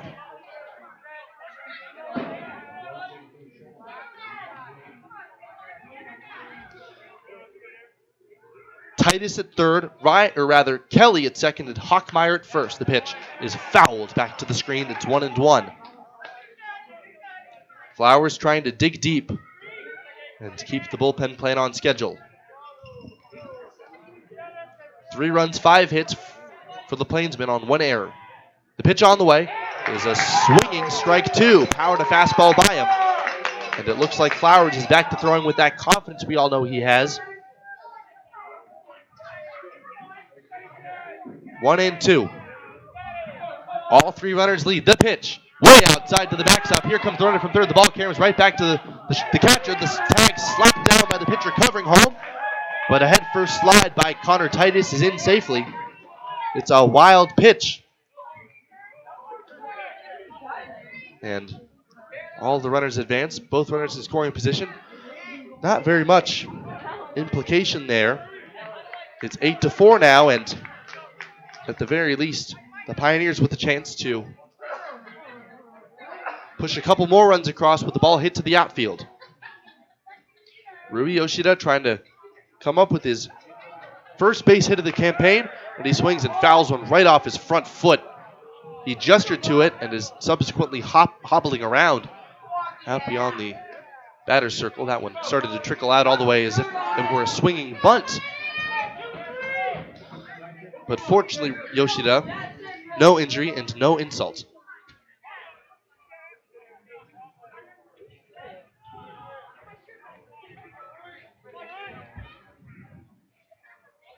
Kelly at third, Hockmeyer at second. Yoshida, the contact hitter, waits. And the pitch, it is, that outside corner has disappeared. That was a fastball beautifully placed by Cullen Flowers. Man, the crowd is letting the home plate umpire hear it. 3-2. A base open, but Major Maiden, the powerful left-handed batter, would come up as the tying run. The pitch coming, and a foul right off the mask of the catcher Lang. It goes to the backstop, and it's still 3-2.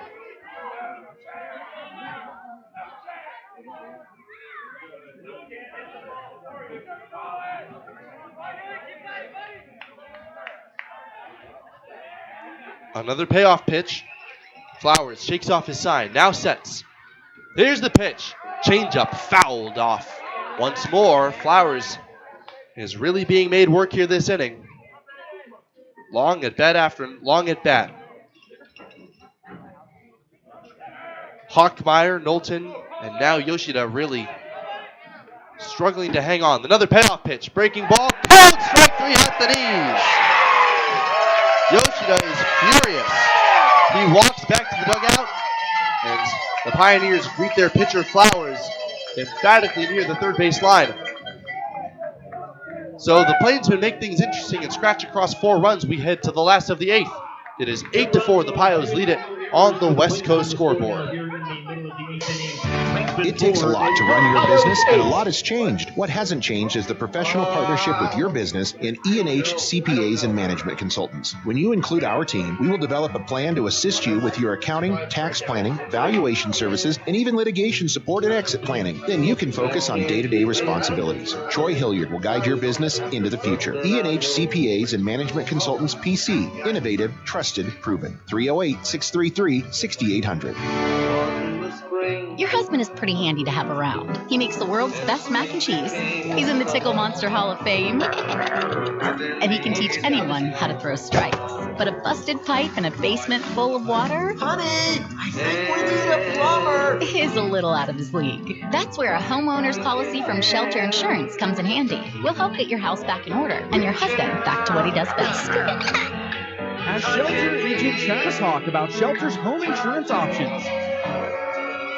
Fender bender, hailstorm, couldn't stop on the ice in time. After everyone is safe, Scottsbluff Body and Paint should be the first call you make. There isn't a better shop in the area. Our highly skilled team is experienced at performing all auto body repair and paint jobs. Stop by anytime and speak to one of our technicians, and we'll do a full inspection to show you just how little our repair services will cost you. Our work is not complete until your car is safe and you're on the road again. Call today, Scottsbluff Body and Paint, 225-6408. KNEB 960 AM and 100.3 FM.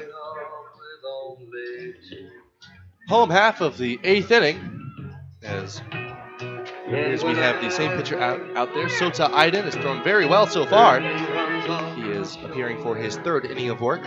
Your scoring summary, you have 2 runs in the 4th, 5 runs in the 5th for the Pioneers, and 1 run in the 7th inning. 1 run in the top of the 5th, 1 in the 6th, and 2 coming in the top of the 8th inning just a half inning ago for the North Platte Plainsmen. 8-4, the Pioneers lead.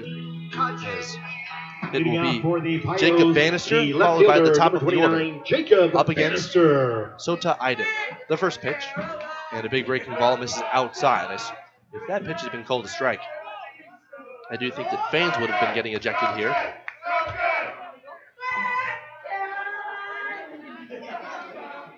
Bannister is 0 for 3 today with a couple of strikeouts.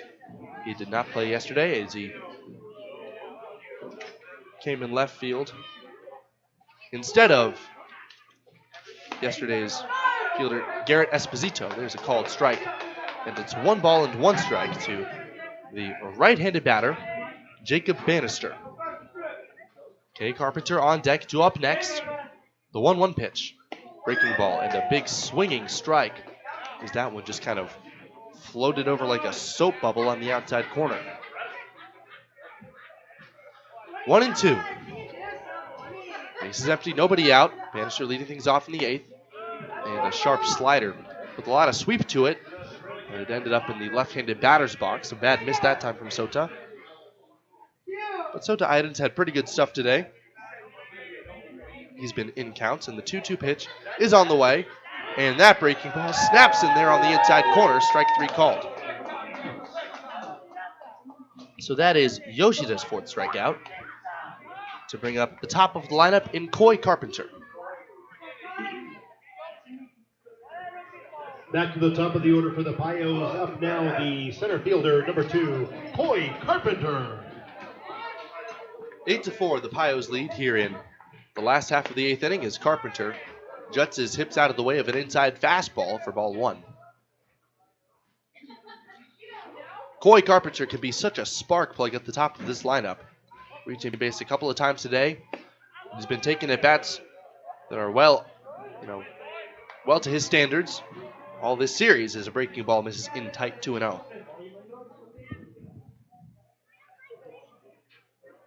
Here's the pitch on the way, and a fastball misses outside.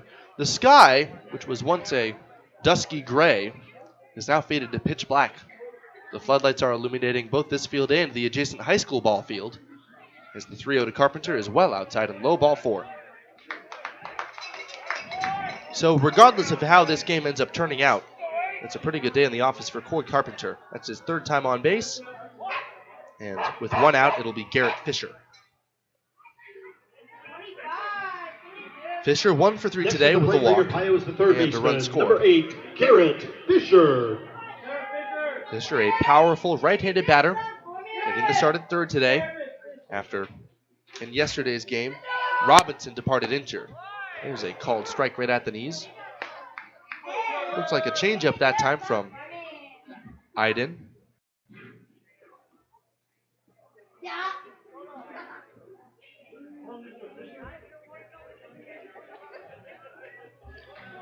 Nothing and 1 the count. Iden taking his time to get set. Gets his sign from Kelly, the catcher. Now the pitch. And that's a floating breaking ball. Gets his knees to buckle there, and it's 0-2. I wouldn't be surprised if we see Iden later on this year. When he has thrown well. The slide step in the pitch. Runner does not go, and there's a called strike 3 right at the knees. Strikeout number 5 for Iden. And that'll bring up Isaiah Gibbs. Gibbs today has singled, scored a run, and walked. 1 for 3 day. 1 for 3 day for him. Next up for the right fielder, number 13, Isaiah Gibbs. Carpenter still at first after the 1-out walk. 8-4 Pioneers. The first pitch is a breaking ball, and that one's in the dirt, kicking off the glove of Kelly, the catcher, and scampering to second base, Coy Carpenter. That's going to probably be a pass ball. As Kelly got a glove to it, it kind of clanged off it and remained in the vicinity of home plate. Carpenter, upon realizing that Kelly did not know where it was, promptly scampered to second base.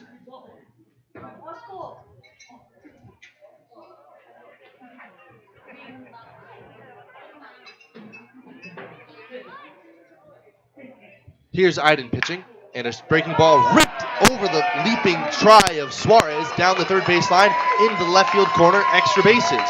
Scoring easily, Carpenter can jog home from second base And Isaiah Gibbs really put a charge into that one. That's an RBI double, and it's 9-4 Pioneers. Boy, he hit that one on a line and on the screws, a frozen rope. And despite a valiant effort by Jovan Suarez, that one just hit just too sharply. A run in to score. That's the second run driven in by Isaiah Gibbs. And that'll bring up Michael Asensio.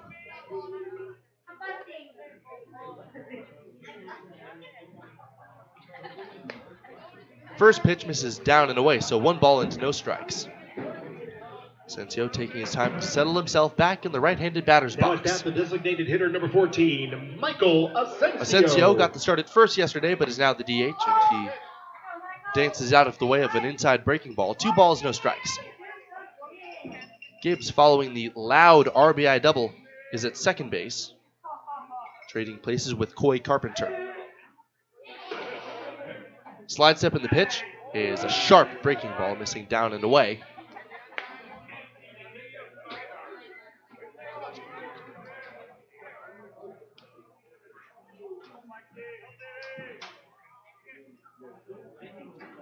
Here's the pitch on the way.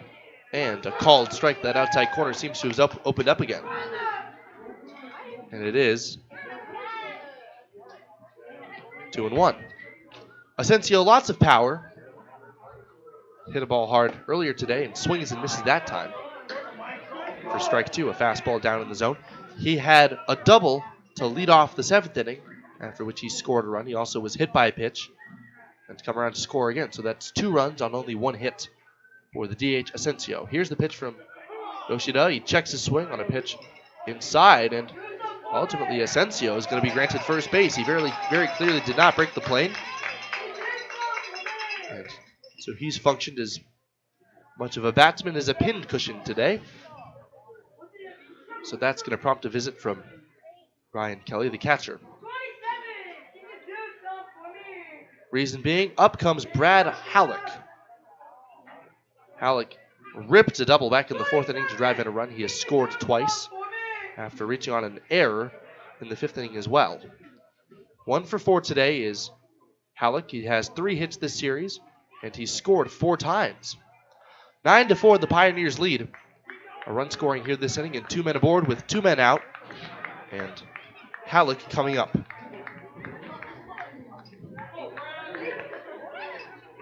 Next up for the Pioneers, Halleck, so much power from the right-handed batter's box. Halleck. He is a guy that Brandon Nelson's so high on.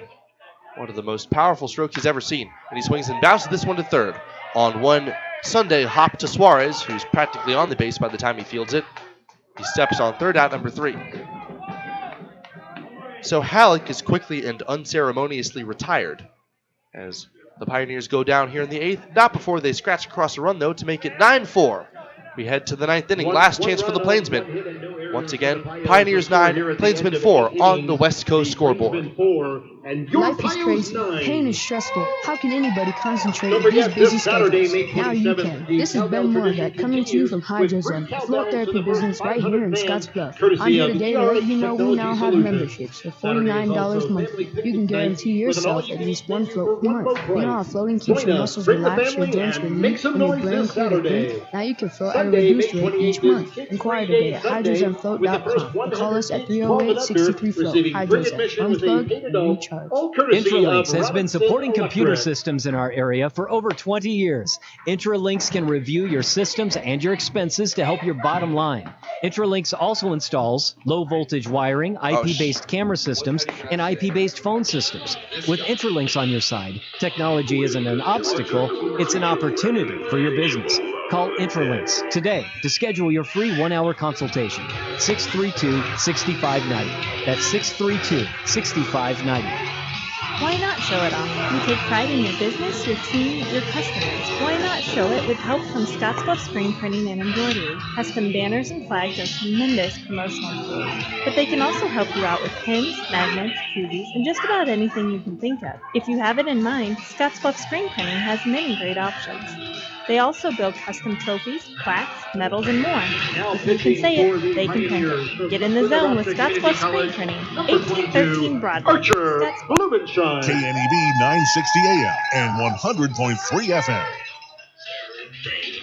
Ninth inning. New pitcher on for the Pioneers. It is Archer Blumenshine, the tall right-hander. In making his season debut, he's got a 5-run cushion to work with.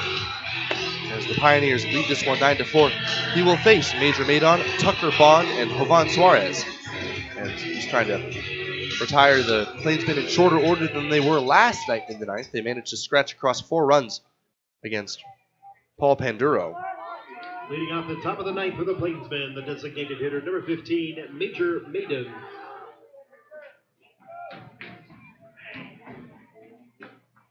The first pitch from the stretch to Major Maydon. He takes a long and hearty cut and misses at that one. No balls, 1 strike. Maydon has struck out twice today. And he is hitless in 3 official at-bats. He was also hit by a pitch. The pitch is another swing with a miss. Strike 2.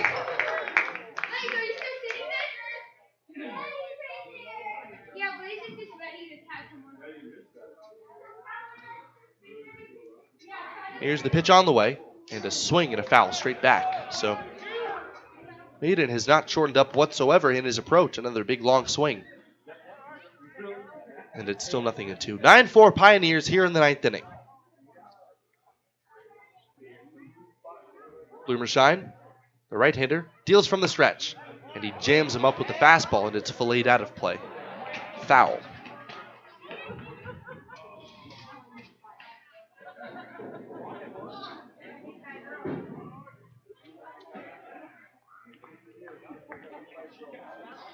Nine runs, 8 hits, 3 errors for the Pios. 4 runs, 5 hits, 1 error for the Plainsmen. The pitch is swung on and missed, strike 3.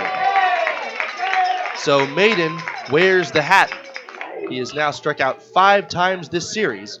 And the first man set down by Blumenshine makes way for Tucker Bond.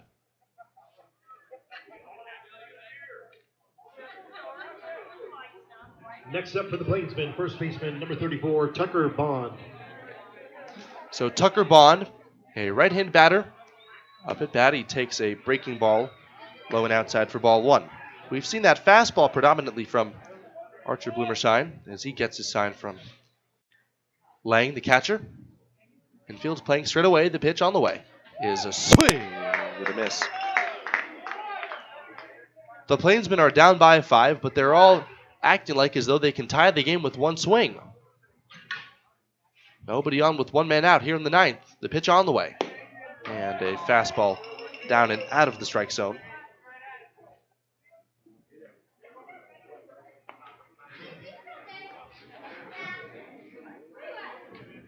Blumenshine gets his sign. Here's the pitch. Breaking ball. And that one's a called strike as well. Just a curveball that flopped right in there at the knees. And it's 2-2. Blumenshine trying to pick up his second strikeout.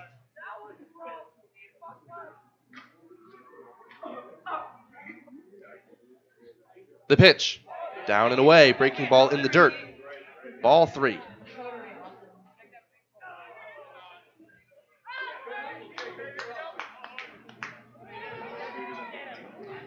Blumenshine taking his time to settle himself back on the mound.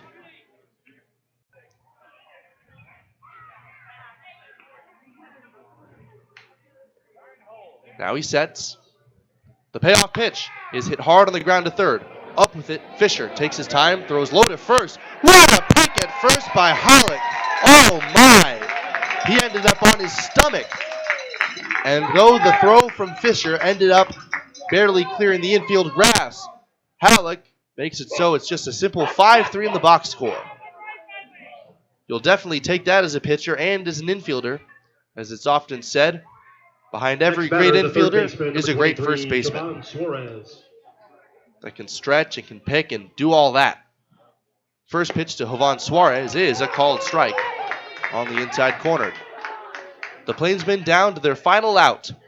The Pioneers just 1 away from taking the series to open the season. The set. Now the pitch. In the dirt with a breaking ball.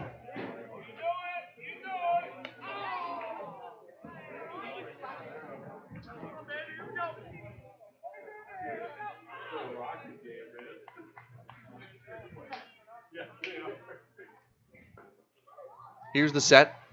The 1-1 pitch. Very high. Fastball brushes him back a little bit. Jovan Suarez trying to avoid wearing the hat for himself. He is 0 for 4 with a couple of strikeouts. Right-handed batter. The right-hander, Blumershine, throws, and a breaking ball. It didn't miss by much. He kind of was like to the home plate umpire, hey, where'd that miss? There have been some pitches today which have been there until they haven't been. And it's felt like over the course of this evening, they've all come at the expense of the Pioneers.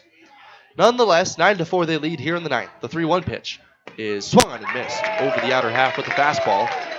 And Suarez took a big hack and came up empty.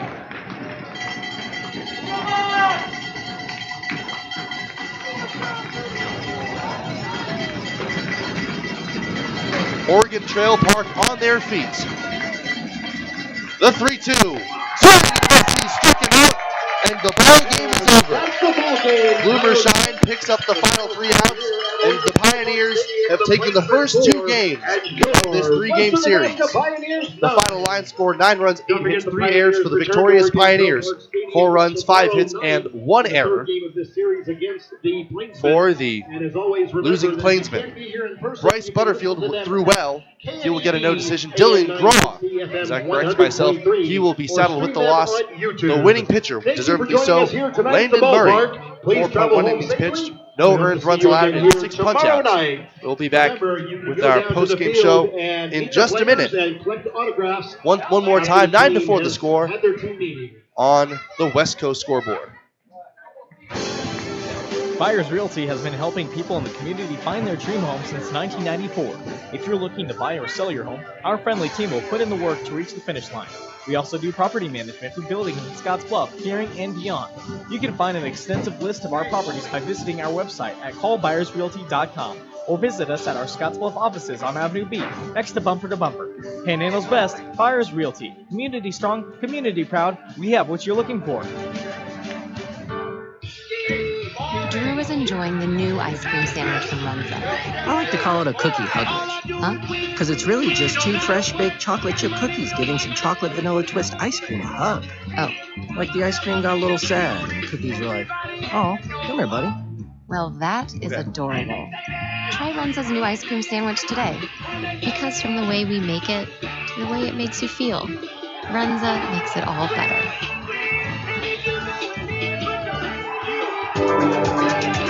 The Simmons Olson Law Firm has been a proud member of the Scottsbluff Gearing community for decades. The 10 lawyers and 8 staff members are committed to the Panhandle. The Simmons Olson Law Firm sets the standard in legal representation to help you solve problems and provides help and monetary support to many organizations in our community, whether supporting our student athletes in schools or the many organizations that help those in need. The lawyers and staff of the Simmons Olson Law Firm are committed to making our communities thrive. KNEB 960 AM and 100.3 FM. So now we will begin our Runza postgame show. Runza doesn't like to think of themselves as just another restaurant in town. They like to think of themselves as a part of the community. Runza, with locations in Scottsbluff, Gearing, Chadron, and Alliance. So this is our postgame show presented by Runza. I'm Carson Trail. Thank you very much for joining us as the Pioneers are victorious for the 2nd straight game against their arch rival Plainsmen. Ultimately a pretty emphatic victory at that. The final score in this one for the 2nd straight game, that'll be, I believe it's 8-4 is the final. The scoreboard has already gone off before I could write down the total. As it is, I'll give you a brief game summary here. 4 pitchers combined for the Pios to ultimately put together this victory. At first, Landon Murray with 4.1 innings pitched, no earned runs, a couple of hits, a walk, and 6 punch-outs, followed by Dallin Turner, Cullen Flowers, and Archer Blumershine. Ended up picking up the final 3 outs. So a solid outing for all 4 of those relievers. Brandon Nelson got to keep everybody fresh, as they were really hoping to mix up those bullpen arms heading into today. As right now we are joined by our Taco John's Player of the Game, Hunter McCollum. The Player of the Game is brought to you by Taco John's of Scottsbluff and Gearing. Make Taco John's a game day tradition by unwrapping the original before or after the game. Hunter, you coming through all right? Nice to have you with us. Yes, sir. All right, so you've been doing it with the bat and in the glove, especially in these big situations. What does it take to keep a cool head in those big moments? Just understand your role, understand what you need to do when it's your time to shine, and just stay complacent, stay calm, and do what you've been doing all your life. So can you elaborate on that? Like, what do you mean? Like, when it comes to doing what's asked of somebody in this situation with the bases loaded, what does that mean to you? I mean, bases loaded, it's just, you really just have to stay calm. You can't do too much. Nice, easy level swing. Just try to find some green out there. And so what does it mean to have been able to perform on opening week in front of these home fans? It's huge. It's a lot of fun. Me and the guys are getting along very well, and we just want to go out and win a whole bunch of baseball games, and taking this first series of the season is just, it's good. It's a good way to get started and keep it rolling. Yeah, Coach Nelson has really spoken highly of the camaraderie on this team. Yes, sir. How has that affected the day-to-day and the routine and preparation for these big moments? I mean, we're showing up at 3 o'clock some days, and everybody, we bring the energy from the time we get to the field to the time we're done, and having that is big, because it's easy to go and give up in these tight situations, and we don't do that. What will it take tomorrow to go for the sweep? Same thing we've been doing. Get up on them early, never idle, keep the gas pedal on them. All right, Hunter, thank you very much for joining us. Yes, congratulations. sir, and we'll play for the sweep tomorrow. Thank you.